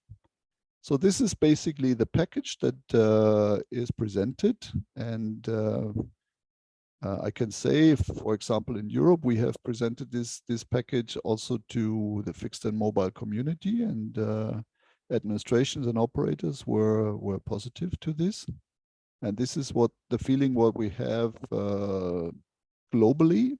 There are very few administrations of which we know today that they are not completely convinced, but this is something that needs to be further elaborated when it comes to CPM and at the WRC. What I could only summarize it again as a win-win situation with a little bit of rearrangement of the fixed and mobile to their benefit, and with this we could have the new ESS passive allocations to satisfy the scientific and requirements for the measurements on a global scale for ice clouds, and that would be the neat solution that can be presented under 1.14. I hope that the world will accept such a nice solution, which is only a win-win for everybody. With this having said, back to you, Eric. Thank you, Marcus. Okay, we hope that we will not have any difficulty with this agenda item. a win-win situation, as you mentioned, but we will see. So, any comments? Question? See none. So now we are going to chapter 4, satellite issue. The next agenda is 115, and Mike, so you have the floor. Yes, thanks, Eric. Let's see, agenda item 1.15 is, I think, yet another relatively simple agenda item, at least from the perspective of the WMO relevancy. This is one where the fixed satellite service community is looking to allow operations from Earth stations in motion. That's what ESIM stands for, Earth Stations in Motion, that are placed on either aircraft or vessels, airborne or maritime based stations, to communicate with their geostationary space assets in the 12.75 to 13.25 band. ESIMs are kind of an interesting, I would say, loophole in the ITUR, because the fixed satellite service kind of by definition is intended to communicate with Earth stations that are fixed by nature, and Earth stations that are mobile are for the mobile satellite service, not the fixed satellite service. So this is kind of a loophole that allows the fixed satellite service community to use FSS bands because there are significantly more FSS bands than MSS. So this was really an ITUR concept that really hurt my head when first being introduced to this. But nonetheless, it's happened in a number of frequency bands, and it continues to happen. So the scope of this particular agenda item is to look at basically bands that are already designated for uplinks from FSS stations, and then potentially allowing these Earth stations in motion to uplink as well. They introduce some interesting different geometries, and also because of the fact that they are above the atmosphere, in the case of airborne, can produce some differences in losses relative to those that are on the Earth's surface. So it's kind of an interesting difference from a technical perspective. The relevancy to WMO is with respect to an adjacent EESS active allocation that's in 13.25 to 13.75. This is kind of widely used from the active remote sensing perspective. A lot of different instrument types that actually use this band. Altimeters, scatterometers, precip radars. There's actually quite a bit of usage. I would note that the majority of the usage tends to be pushed up above 13.4, but there is certainly some assets and risks that's in the lower portion and the closest portion of the band. Next slide, please. So from the WMO position perspective, it's that we support protection of these ESS active systems that are operating in the adjacent band. But with that being said, we concur with the conclusion that was made within the ITUR between Working Parties 4A and 7C, that interference from these eSIMs is not adjacent band interference is not expected to be an issue, and there's no need to codify or additional provisions to protect these from an out-of-band perspective. So basically, the story here was that there was actually some studies that had been kind of done pre this work cycle, and so that was kind of a starting point for the two Working Party 4A, which is really for the FSS, and 7C with collaboration from 7C, which is the remote sensing folks, taking a look at any updated information to characteristics or deployment information, so on and so forth. When applying all that updated information against the studies that were already conducted, what was basically determined was that everything was kind of done from an in-band perspective. We're not applying out of band attenuation. And what was found was that the in-band exceedance of the protection criteria was very, very low. And so the amount of additional signal suppression that would occur from moving from, co-frequency operation to adjacent band operation, based on the expected, signal roll-off, based on eSIM uplink bandwidths and other characteristics, moved it from exceedance of protection criteria to no exceedance of protection criteria. So really both parties kind of signed off on that this is a non-issue based on the information we have in front of us. And there's really not a concern there. So I guess this is a good story, good ending. But from the WMO perspective, I don't think there's nothing to worry about unless there's some sort of major change to deployment information or technical characteristics. So with that, I'm happy to answer any questions that may exist on 1.15, and happy to turn it back over to you, Eric. Thank you. Thank you, Mike. It's always good to see an agenda item. We are not, let's say, afraid of any threats at this stage.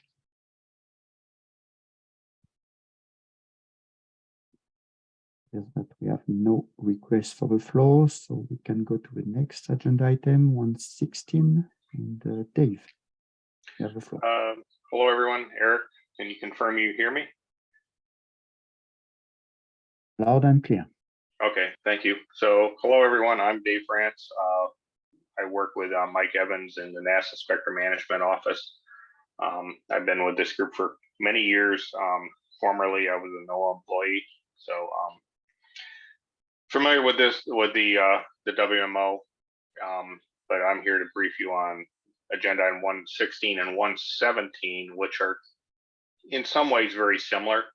Mike already covered part of what I was going to say about Earth stations in motion. 1.16, like 1.15, is an agenda item relating to Earth stations in motion. Different frequency bands, slightly different operations. So the interest, this is a fairly complex issue, but the interest for WMO, I will just focus on those interests.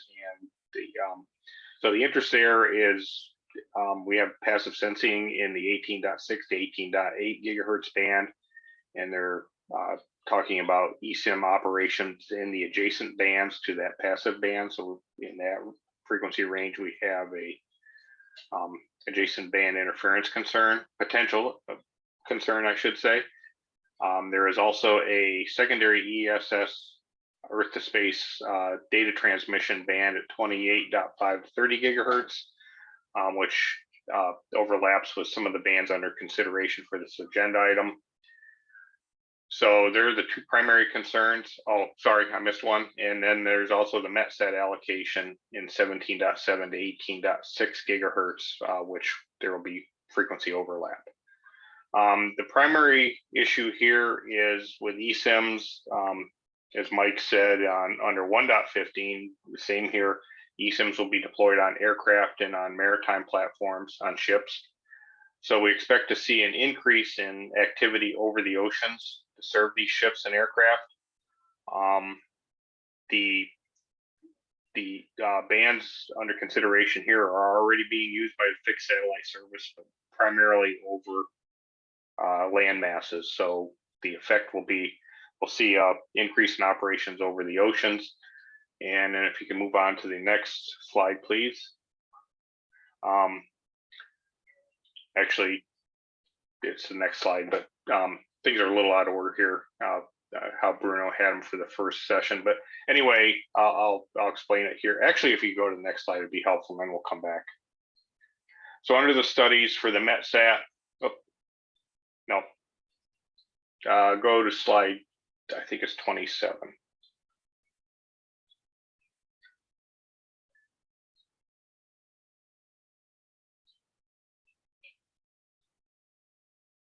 Yeah, status of studies.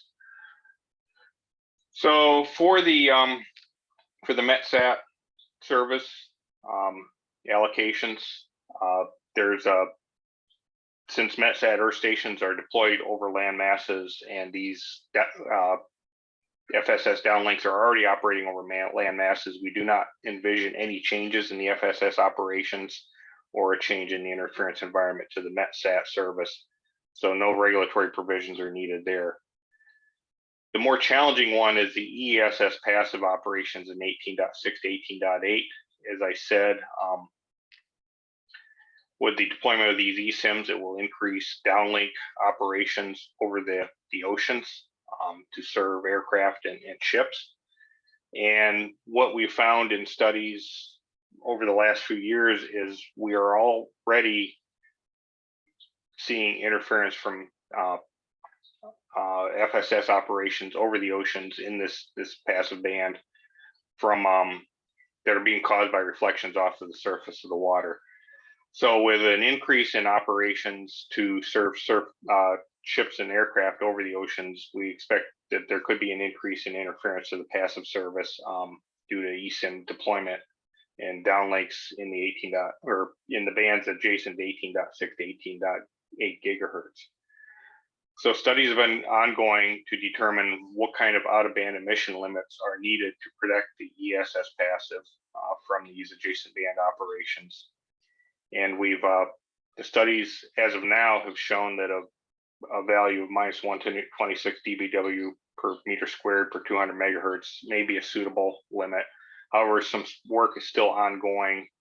Hopefully we will finalize that by the time that the CPM wraps up its work in a little over a month. So we do have a way forward for protection of the ESS passive to ensure protection and allow operation of eSIMs in the 18 gigahertz range. The final item is the ESS allocation at 28.5 to 30 gigahertz. That is a secondary allocation, and as a secondary allocation, it is not afforded any protection from primary services. So there's really nothing that can be done there to improve the protection of the ESS allocation up near 30 gigahertz. So no regulatory provisions have been proposed or are possible to accomplish that.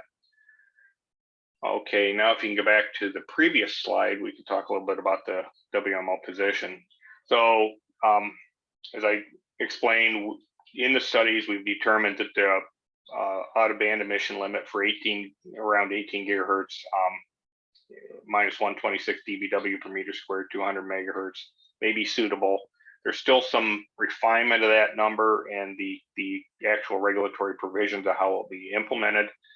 We hope to have that resolved by the time the CPM is over, but the WMO does not oppose a solution under this agenda item, given that we apply the appropriate protection levels for the ESS passive at 18 gigahertz.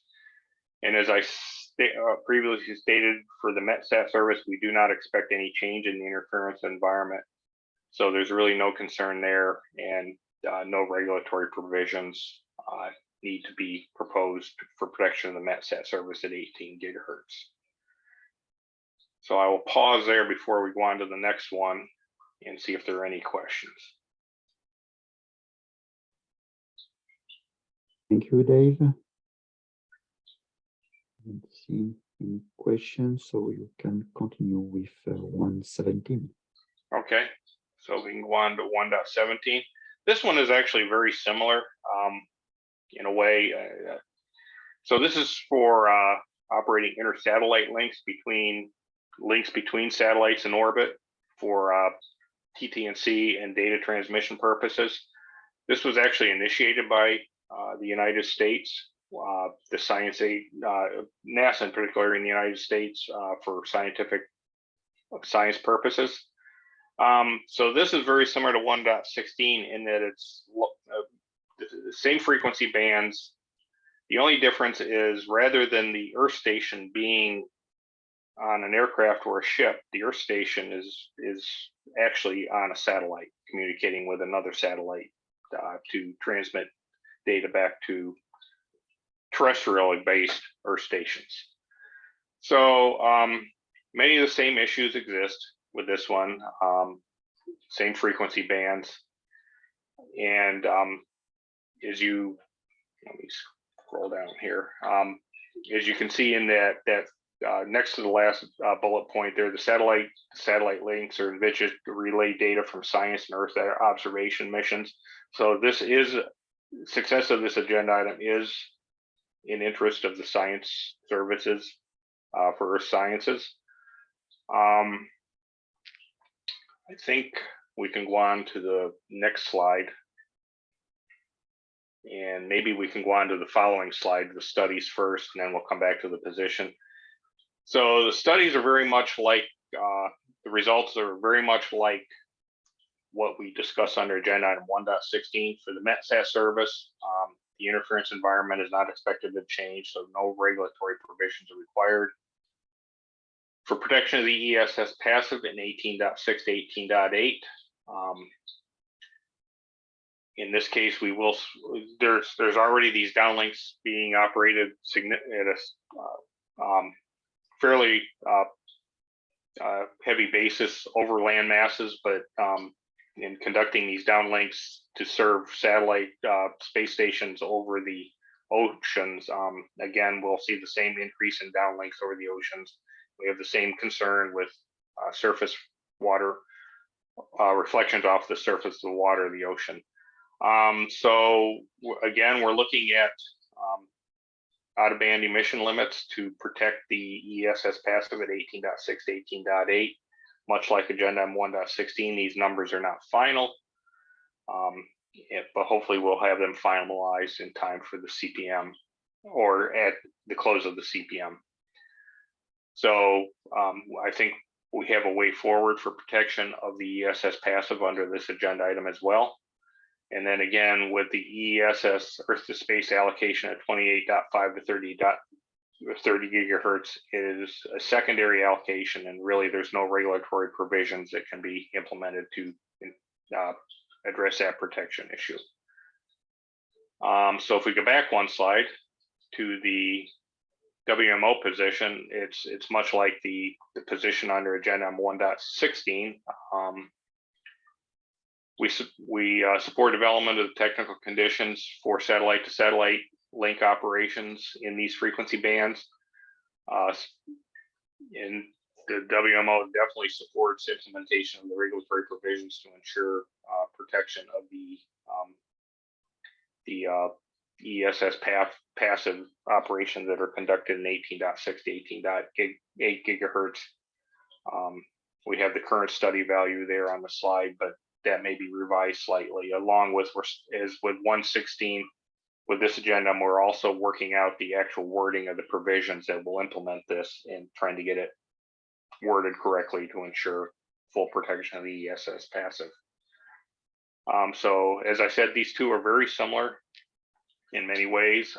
They're both very complex agenda items, and I really only touched on the interests for the WMO. If you have other interests with these items, that's a much longer discussion, which is really outside the scope of this. You know, if you look at the CPM text for agenda item 1.17, it's 100 pages long, trying to summarize the work. So that's really all I have to say on agenda item 1.17. Any questions? Thank you, Dave. It's true that these two agenda items are similar, quite similar. As you say, I think we will have a lot of discussion, certainly outside the WMO interest. We will see. If there is no remarks, we can go to agenda item 118. Philippe? Yeah, thank you, Eric. Yes, 118 addresses a possible new allocation for the mobile satellite service for narrowband MSS in the bands 1695, 1710, 2010, 2025, and two bands above 3 gigahertz. As far as we are concerned, we have some issues with the protection of METSAT. The band 1675, 1710, either in band mainly for the non-GSO system and adjacent band below 1695, mainly for GSO system. And also we have some issue with regard to ESS, METSAT, SOS in the band 2025-2110, adjacent to the to one of the band here. About the difficulty of this agenda item, and those who were in German share have seen that this has been a long-standing discussion during the conference with two proponents that were running from corridor to corridors to try to find something to be put on the agenda, and at the end, what we can say is that the agenda was not clear enough. In particular, there was no mention of whether the MSS should be uplink or downlink, and there were a lot of weaknesses or shortcomings into the description of the parameters. Another issue that we can raise, at least from our perspective, was that this could represent a potential of high number of MSS systems with a number of satellites, ubiquitous earth stations, so we don't know where they are, and then presenting a high risk of interference and also, if no interference, really over-constraining coordination processes. Next slide, please. So the WMO position on this one is that WMO does not support any modification, in particular due to the absence of studies addressing the protection of METSAT in the 1.7 gigahertz band and ESS and SOS in the 2 gigahertz band. Indeed, if we look at the status of the ITR studies that were performed in 4C, supported by 7B, there has been a long-running and never-ending discussion about the parameters of MSS narrowband. What are narrowband? What are the maximum power, the maximum bandwidth, etc., etc. And there has been no agreement so far about the set of parameters of this MSS narrowband, which means that if you don't have parameters, then you don't have sharing and compatibility studies. And so there has been some studies put on the table, but they were not really completed, meaning that currently, and I think that we can say that this is a globally consensus around this agenda item. It's highly probable that this will end up with a no change at WRC 23. Now, for sure, there are some discussion about the potential new agenda item. There is a more wider agenda item on the current provisional agenda item for WRC 27, but at least for example, in Europe that I know better, there are already some discussion about some new agenda item for WRC 27, but at least we have been able to get rid of at least the METSAT ban. That would be an important point to be avoided for this future agenda item. But it is more for agenda item 10, although it will be a consequential. But at least on 118, I think that we should be quite safe, and the conclusion of the conference will most probably be in line with the WMO position. Thank you, Eric. Thank you, Philippe. The presentation. Any comment? I see none, so we will go to the last agenda item regarding the satellite issue. Quite interesting, agenda item 7. Marcus. Yes, thank you very much, Eric. Yeah, very interesting. Agenda item 7 deals with the coordination and notification procedures in the radio regulations. So this is a very, very complex issue, and this can be considered as a conference within the conference. these resources, the frequency resources and orbit resources are very, very demanded by many satellite systems and operators, and there's congestion everywhere, and that's why you have these very complicated coordination notification procedures where everybody tries to find its space and spectrum access, and that's which makes it really complicated. You've in the middle of the slide you find the topics, which are grouped in 3 groups basically. Topics related to non-geostationary satellite systems, then topics related to planned bands. These are frequency bands that are resources that are attributed to each individual administration so that everybody has some equitable access to the spectrum and to the orbit. And then you have some items where consensus have already been reached in the ITU framework.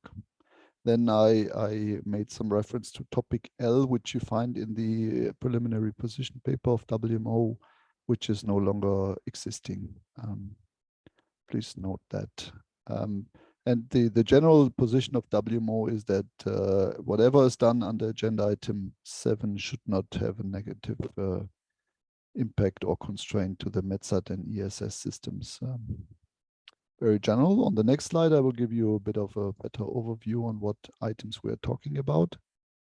And it starts already with topic A. This is the only box which I have shaded a bit, which has no direct effect on ESS and METSAT because it's dealing with NGSO in the FSS, BSS, and MSS band, which means fixed satellite service, broadcasting satellite service, and mobile satellite service.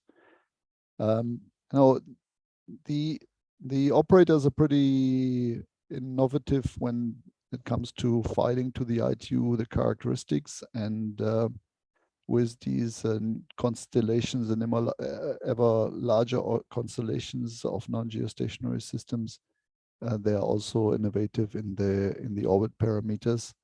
And this agenda item looks into what kind of tolerances would a filing allow in terms of what flexibility an operator has with these characteristics. This is in order not to file something very general, and in the end it provides a totally different sharing environment to the rest of the world and to the rest of the satellite system. So this is something which requires some regulation.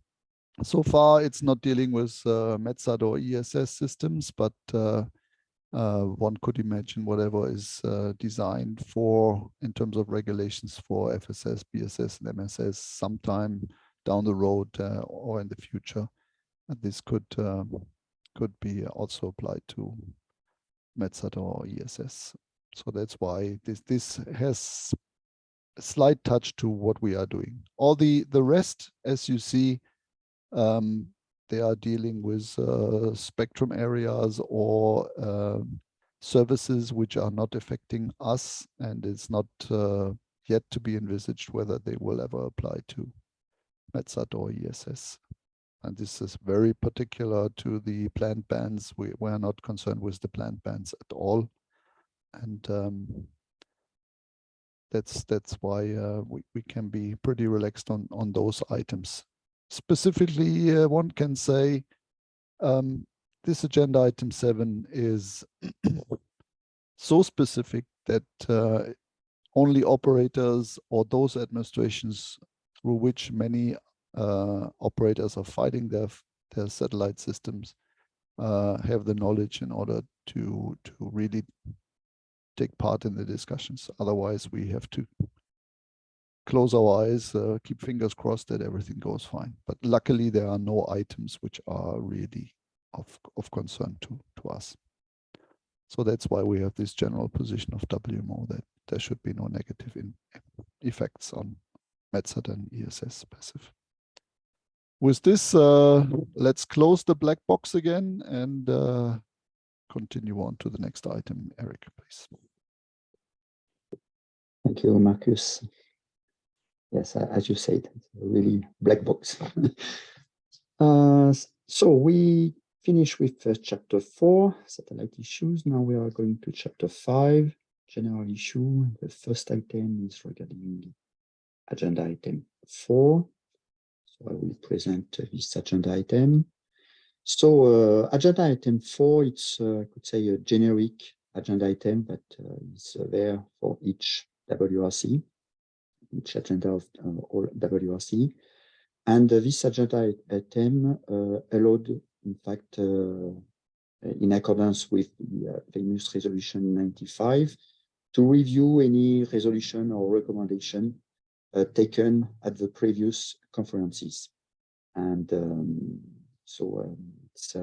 we had the idea to use this specific agenda item to propose a revision of resolution 731, which was also revised during the last WRC 2019. So this resolution deals with the consideration of sharing and adjacent band compatibility between passive and active services above 71 gigahertz. And you have here the two invites of this resolution. Two invites that the first one said that to continue to study the possibility to share with a lot of, you have some frequency band, but it's not limited to these different frequency band. There's 5 or 6 frequency band. But it appears that in this frequency band, some of them are under footnote 5.340. And this footnote, I don't know if we already mentioned it in the previous agenda item, this footnote clearly mentioned that no emission or all emission are prohibited in that band. So it can appear a little bit strange to try to find condition to share the band in a band where no emission are allowed. So it's the first threat of this resolution 731.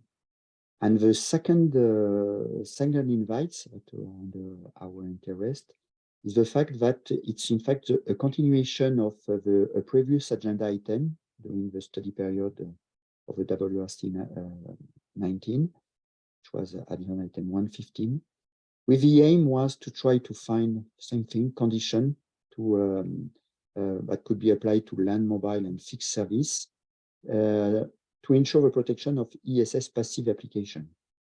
And you have here the free frequency band, which was focused on this invite.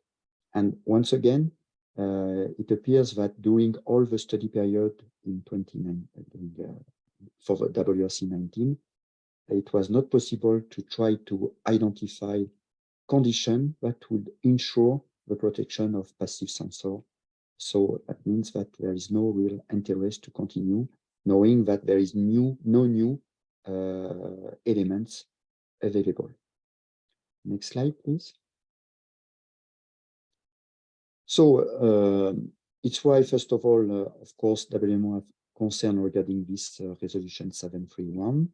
And it's why the position of WMO is, in fact, to support to treat the revision of this resolution 731 under this agenda item in order to ensure that, first of all, that no study be performed in the band covered by this footnote 5.340, and also maybe not no need to continue studies in the frequency band mentioned previously, knowing that no new elements are available. That's it for this presentation.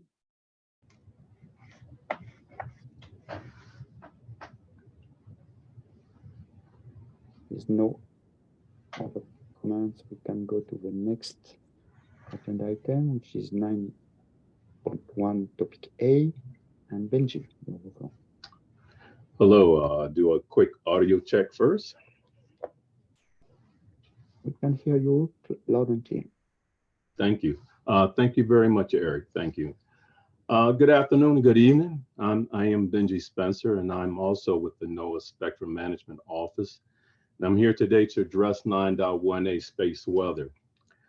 We have come very familiar with space weather over the years because of its effect on power grids, communication, and aviation. Currently, there is no link between space weather and a radio communication service.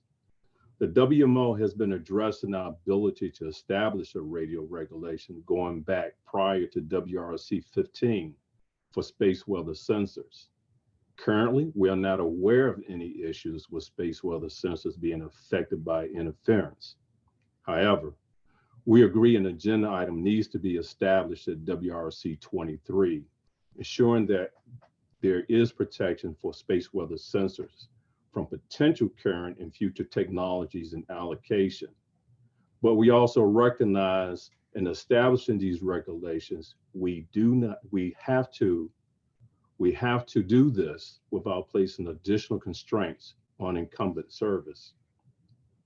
Coming out of WRC 19, we are addressing resolution 657 that states protection of radio spectrum relevant space weather sensors used for global protection and warnings, and it invites us to conduct studies with the objective of determining the appropriate radio communication service or services. The following issues need to be completed for consideration by WRC 23. Determine the appropriate radio communication service for specific space weather sensors. Develop potential solution to describe space weather sensors and their usage in the radio regulations. And conduct sharing studies with incumbent systems operating in frequency bands used by received only operational space weather sensors and active space weather sensors. However, we are primarily concentrating on receive only for WRC 23. Next slide, please. Working Party 7C, which covers remote sensing systems, proposed a definition for space weather and an approach regarding its recognition in the radio regs through a subset of the META service called space weather. The WMO support the proposed definition where space weather is defined as a natural phenomenon mainly originated from solar activity and occurring beyond a major portion of the Earth's atmosphere that impact Earth environment and human activities. Also, space weather systems may operate under the meteorological aid surface space weather allocations. Additionally, the WMO supports the recognition at WRC 23, modifying the radio regs Articles 1 and Article 4 in the development of a new WRC 27 agenda item on space weather to define regulatory provisions while not placing constraints on incumbent services. Article 1 is terms and definitions and would add the space weather definition to the radio regulations. Article 4 is the assignment and use of frequencies, which will create the allocation meteorological aids, weather service in the radio regulations, where space weather is a subset within the existing MET-Aids allocation. Now, MET-Aids, as we all know, is defined as a radio communication service used for meteorological, including hydrological observations and exploration.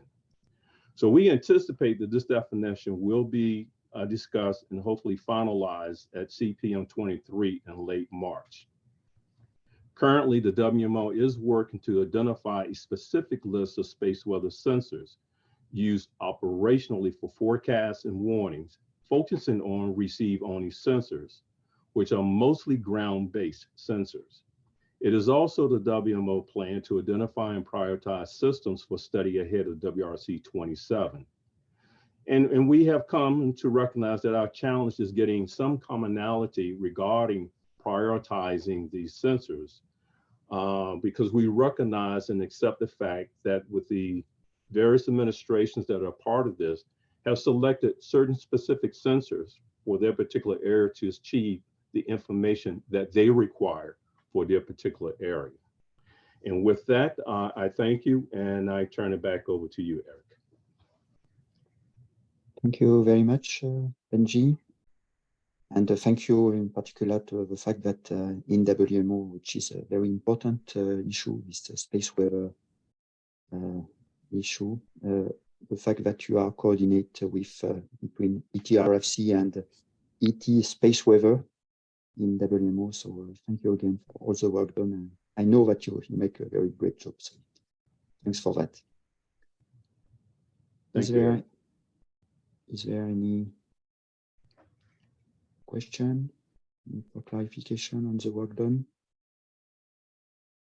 And I think, as you mentioned, it's very important to keep in mind this two-step approach. First of all, the definition inserted in the radio regs with all the the services under which this space was could be able to operate. And second step, a new agenda item for WRC 2027 to define the regulatory provisions. And as you mentioned, it's very important that no constraints put on this on the band, on the service in the band for which this new allocation, new regulatory provision would appear. Okay, so if there is no other comments, we can go to the next agenda item, 9.1 topic C, and Marcus. Yeah, thank you very much, Eric. This is another interesting topic. So this year, 9.1 topic C, it looks for studying the IMT systems and technology, which is a mobile technology in frequency bands that are allocated to the fixed service. So this you should know that the fixed services allocations are all over the place, and most of the time, or quite often, they are located in frequency bands next to the ESS passive, and sometimes next to bands covered by 5340, which is all emissions are prohibited footnote, which is the strongest regulation in protection for ESS passive.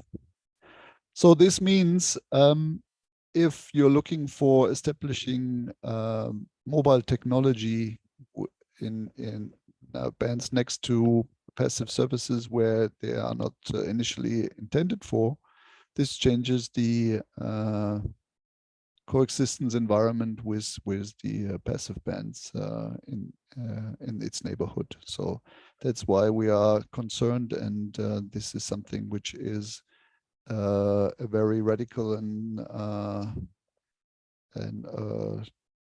consequential modification that is not supported from the WMO perspective, because it opens up all sorts of frequency bands that were not envisaged for such application. In some parts of the world, like in Europe, we are not supporting these kind of things to happen, and this is in line with what WMO is proposing, that there should be no changes made to the radio regulations as a consequence out of the considerations under 9.1 topic C. So this is something which is too general, but what we can expect that those proponents which were bringing this agenda item on the agenda at WRC 19, they most probably, when nothing comes out of 9.1C, that they will be proposing something for the next conference agenda, which is looking into potentially concrete frequency bands dealing with the same subject, basically. But here one can say that this topic is not supported by WMO, and it really has some negative consequences which we cannot even fully look through, therefore not supported. Back to you, Eric. Thank you, Marcus. Any comments on this agenda item? See none, so we can go to the next one, 9.1 topic D, and it's Mike. Yes, thanks, Eric. And this is my last agenda item for the day, agenda item 9.1 topic D.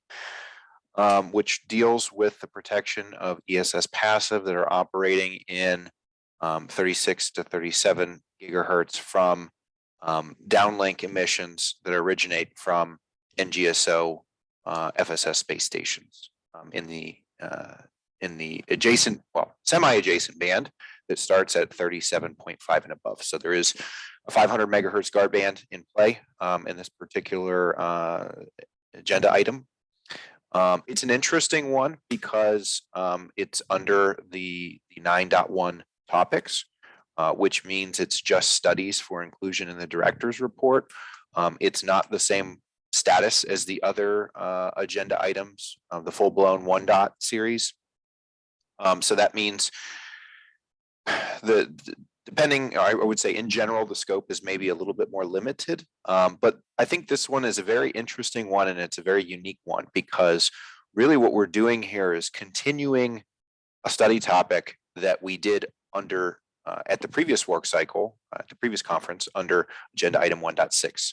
1.6 covered both this NGSO at a space station downlink case, as well as the Earth station uplink case adjacent to 50.2 to 50.4. What we found out was at the very end of the conference, there were some potential interference scenarios that either A, weren't studied, or B, weren't studied as much as they should have been.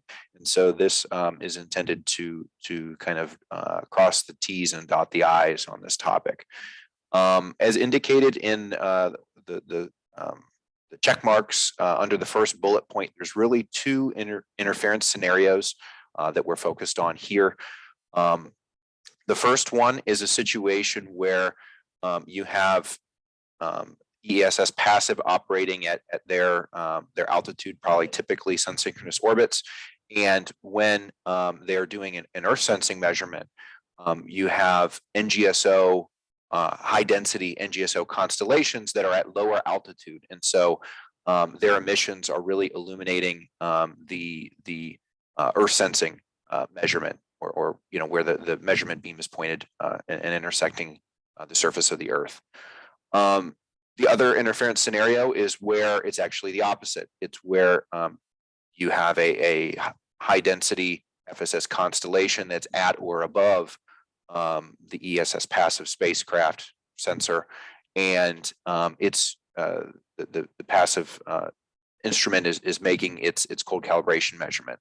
And so that's more of a potential main beam to main beam or less off-axis discrimination case than the previous case, where you have kind of full ESS passive antenna gain and then back lobe of the NGSO spacecraft. So this one is the opposite scenario, and as a result, and as a function of where those cold calibration beams are pointed, that it can have more of a main beam to main beam like interaction. So relevancy to this group, as already indicated, it's with respect to the allocation that we have for ESS passive in 36 to 37, which is a very important band for a variety of measurements such as rain rate, snow and sea ice, oil slicks, and other sort of measurements. If you could go on to the next page or next slide, please. So from a position perspective, the WMO supports making sure that ESS passive sensors are protected for really both scenarios relative to NGSO operations in the near adjacent band. In order to do this, the WMO supports whatever conditions come out of the studies under this agenda item, and making sure that if any limits are found in the studies, that those be carried forward or implemented as part of regulatory provisions in the radio regulations. You know, it's certainly one thing to do the studies and identify a problem, but it's also important to make sure that we enact a solution as well. So with respect to status of studies, we really, as I said, we had part 1, part 2. So dealing with part 1, which is the interference into the Earth sensing measurement from ESS passive. That's the first bullet point under status of studies. We've determined that satellite viewing from kind of the back lobe perspective of the NGSO user sats, the body blockage losses that are in play due to the structure and really the antenna pattern, assuming that it wasn't bolted onto a metal structure, it is going to provide us enough losses, combination of body blockage losses and antenna gain, relatively far off axis, that we don't need an unwanted emission limit to protect the earth sensing channel. So that's good news. That means that we don't see a problem in interference scenario 1. Interference scenario 2, which is the second bullet point, there is a potential issue there. And that is, it goes back to what I said previously, which is, it's near a potential main beam to main beam interaction scenario. And especially once you start to consider a large number of satellites in the FSS constellations, that gives you an increasingly probabilistic opportunity for that sort of an interaction. It is one that's geometry dependent. Some sensors are lower in the 400 kilometer range. Some sensors are higher in the 800 kilometer range. It's kind of a geometric scenario that's almost unique to each sensor, but the typical approach here is we consider everything, right? And we go based on what's needed to protect the service or all representative sensors. And what we found out was that a limit of minus 31 dB watts per 100 megahertz, as far as an unwanted emission power density into any portion of the passive band is what's needed to protect the cold sky calibration. And as I indicated, there's definitely some geometric implications at play here. And so it's really only needed to FSS satellites within certain altitudes. Once you get above 2,000 kilometers, what you find is that the geometric angles change a little bit, but also as do the FSS constellation densities as well. You're not building mega constellations at super high altitudes. So we've really kind of narrowed it down to an altitude restriction based on what is envisioned to be typical of the FSS as a function of altitude. We've got a number of studies that show that minus 31 is really what's needed for this second interference scenario that's at play here. I think the real interesting question becomes, okay, so we've identified there's a problem. Now what do we do about it? As I indicated before, this is a 9.1 topic, and those are kind of in a special bin. I think some folks indicate that 9.1 is just studies. And then in order to do something with those studies, in order to make changes to the radio regulations, you need a 1 dot agenda item. I think some administrations may feel that way. I think the interesting thing here is that we just got off a 1 dot agenda item on basically this topic. And to be blunt, if we had as much time as we needed at the last conference, we might have come to this very conclusion and settled it then too. So because of the fact that this is follow-on work, at least in my view, that puts it into a special bin. So there's going to be some interesting discussions to see what actually results here. I note that CEPT is proposing an Article 5 footnote to go into effect to handle this situation, which is shown in the lower right-hand corner there, which basically directly addresses the output from the sharing studies on this. So it'll be an interesting one to see how this gets enacted. But I think the moral of the story is that we do recognize that there's a problem with one of these, and I think we have a pretty strong confidence in the necessary limitations needed to protect passive remote sensing in this particular band. So with that, I'm happy to answer any additional questions, and if there are none, I'll turn it back over to you, Eric. Thanks. Thank you, Mike, for your last presentation for this workshop.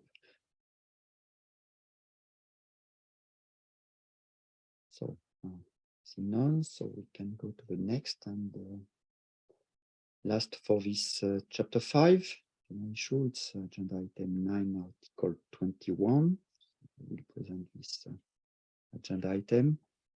So this issue appears at the last plenary of WRC 19.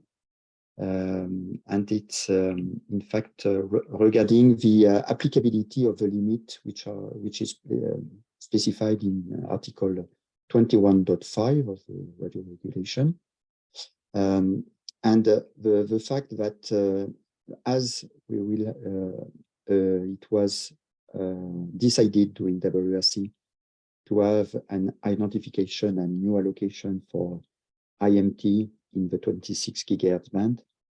It appears that as this frequency band is shared with satellite system, the aim of the studies was to ensure that the new technology of regarding the array of active element, the question was, is the limit already in the article 21.5 can apply in case of mobile system using an array of active elements. So the WMO concern is regarding the existing ESS allocation in the 25.5 to 27 gigahertz frequency band. But as this kind of technology can also be deployed in other frequency band, maybe we can have some other issue in other frequency band when you have some IMT using this array of active elements. So it's not only dedicated to 26 gigahertz, but also maybe in other frequency band. But what is important at this stage, and it's the main part of the discussion, is first of all, so it was a document 550 was elaborated during WRC, and this document 550, the title focus on the only the 26 gigahertz band, but a lot of discussion arose during the study period was, we have to look not only this frequency band but others. So regarding the WMO position, so there was an approach which was proposed. The aim is to, as we will have to modify, if necessary, Article 21.5. That means that we need an agenda item in order to modify the radio regulation. So until WRC, future WRC, take a decision to modify or not, it was decided, and WMO support the approach, that any new assignments in the international database of any mobile station, in fact, there is a kind of a flag in order that if the regulation change in the future, we will be able to come back to this assignment to align this assignment with the radio regulation. So it's a kind of temporary approach that could be put in action. The second thing also is regarding the kind of what is taken into account. Is it the total radiated power, or is it the EIRP? So it's not yet, even if in Working Party 5D, which is responsible of this agenda item, a lot of discussion arise. But in fact, at this stage, it was not possible to have a compromise to send a note to the director of the Bureau of Radio Communication in order to ask the Bureau to put in place a specific procedure. So we will see what will happen. To be frank, I'm not waiting something very would say positive at this stage. Certainly, we will have this discussion during the next study period in order to try to have more time to try to find a way to answer to this question. So that's it for this agenda item. Is there any comments? Seeing none, so we can go now to the next and final agenda item, which is agenda item 10. So Marcus, the floor is yours. Thank you very much, Eric. Yes, this agenda item 10 deals with the preliminary agenda for WRC 27. So at every conference, the next agenda is already set up as a preliminary agenda. So did WRC 19 developed also the preliminary agenda for 27. So, and what WRC 23 will do, they will look at this preliminary agenda and see whether those items are still supported or whether they need to be modified or scrapped altogether.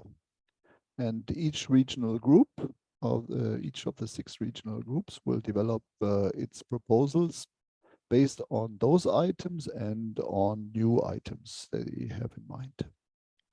Even WMO in its position paper has identified one possible new item for the 27 agenda. On the next slide, I will give you an overview on those items and the WMO position to it. When you look through this, when you take, for example, the agenda item 2.1, this deals with radio location applications, active and passive, in frequency bands above 230 gigahertz. And when you make the connection with 1.14, then you realize that this is also subject for ESS passive, and there are also several other bands above 230 and specifically above 275 gigahertz, which are used already by ESS passive. So there are some issues that needs to be taken care of, and WMO has described this into it in its WMO position.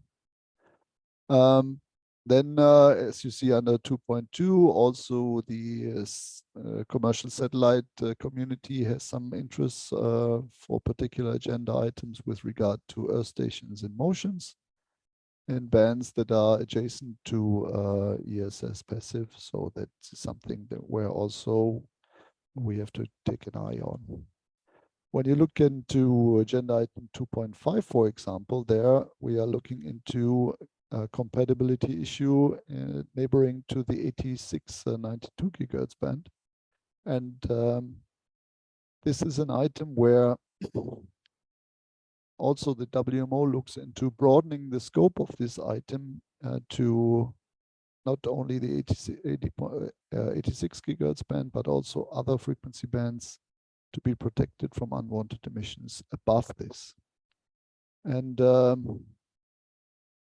this is something which is also promoted by Europe currently, and we will have to see whether this is something which is supported as an outcome of the WRC. Then you see the second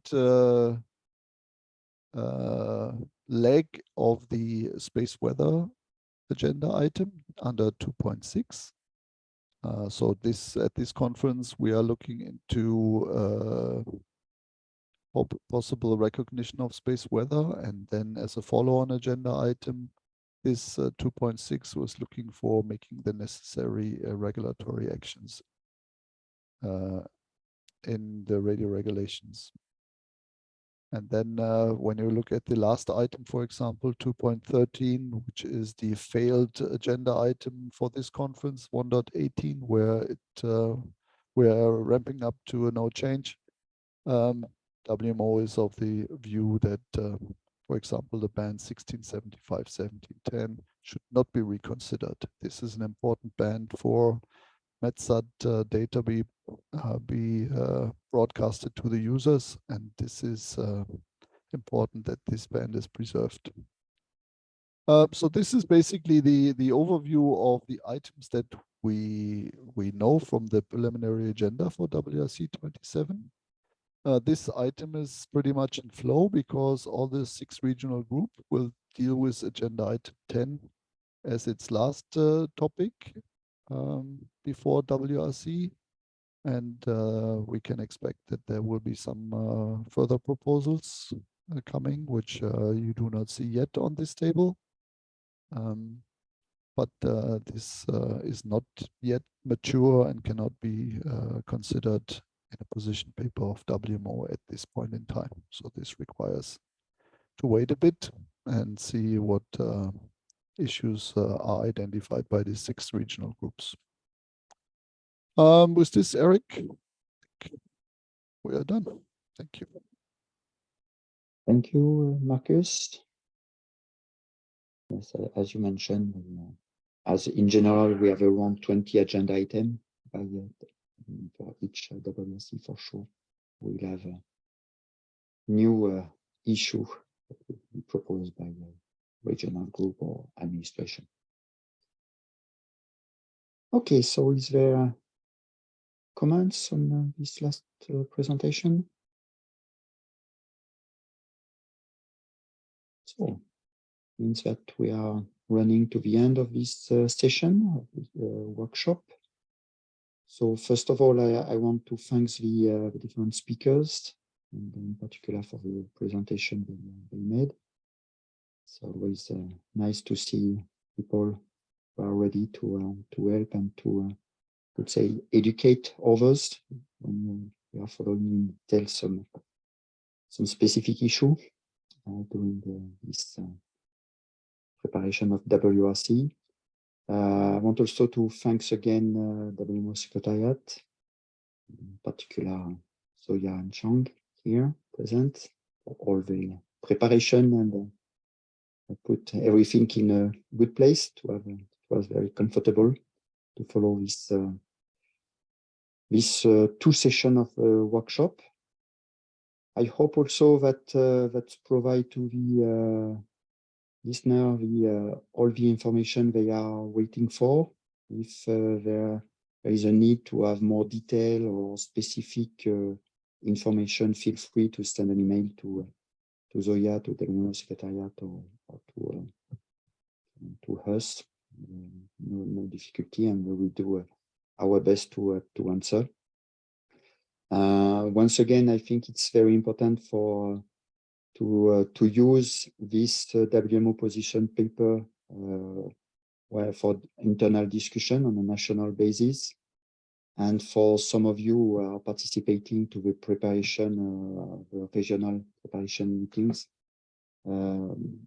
it could be also a good information to try to ensure that our interest will be defined at the right level. I think we are nearly to close the meeting.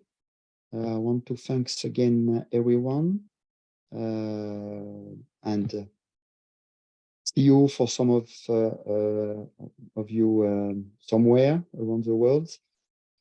Just a last information, this WMO position paper will be finalized in the during the next ETRFC meeting, which is already planned, and I think we just received the invitation today, from the 18th to the 20th April, next April. So just after the CPM, which is good. Like this, we will have all the elements to finalize this position. And of course, this position will be disseminated as soon as possible in order to, for each regional preparation and national preparation, you have to have the right information and the right position. So if there is not other comments, I give you the floor, Zoya, and for me, the workshop is closed. Yeah, we would, on behalf of WMO Secretariat, we would also like to thank the members of expert team on radio frequency coordination for the contribution to this workshop, for presenting the WMO position, and also for not only for this workshop, but also presenting it at various ITU meetings, and especially radio telecom WRC. So it's really appreciated. Thank you very much for presenting it and for defending this position at such a high level. Well, it's really appreciated. Thank you very much. And of course, thank you to Eric for coordinating the efforts. So thank you very much. And we also thank participants today. So we hope it was helpful for you as well, and it might also facilitate your communication, tone communication in preparation to WRC 23. Thank you very much. Thank you. Thank Bye you. to all. Thank you, Eric. Thank you Bye-bye. very much. Bye-bye. Thank Good you, day, everyone. everybody. Enjoy your evening. Yeah, Right, and thanks. see most of you at CPM. Bye-bye.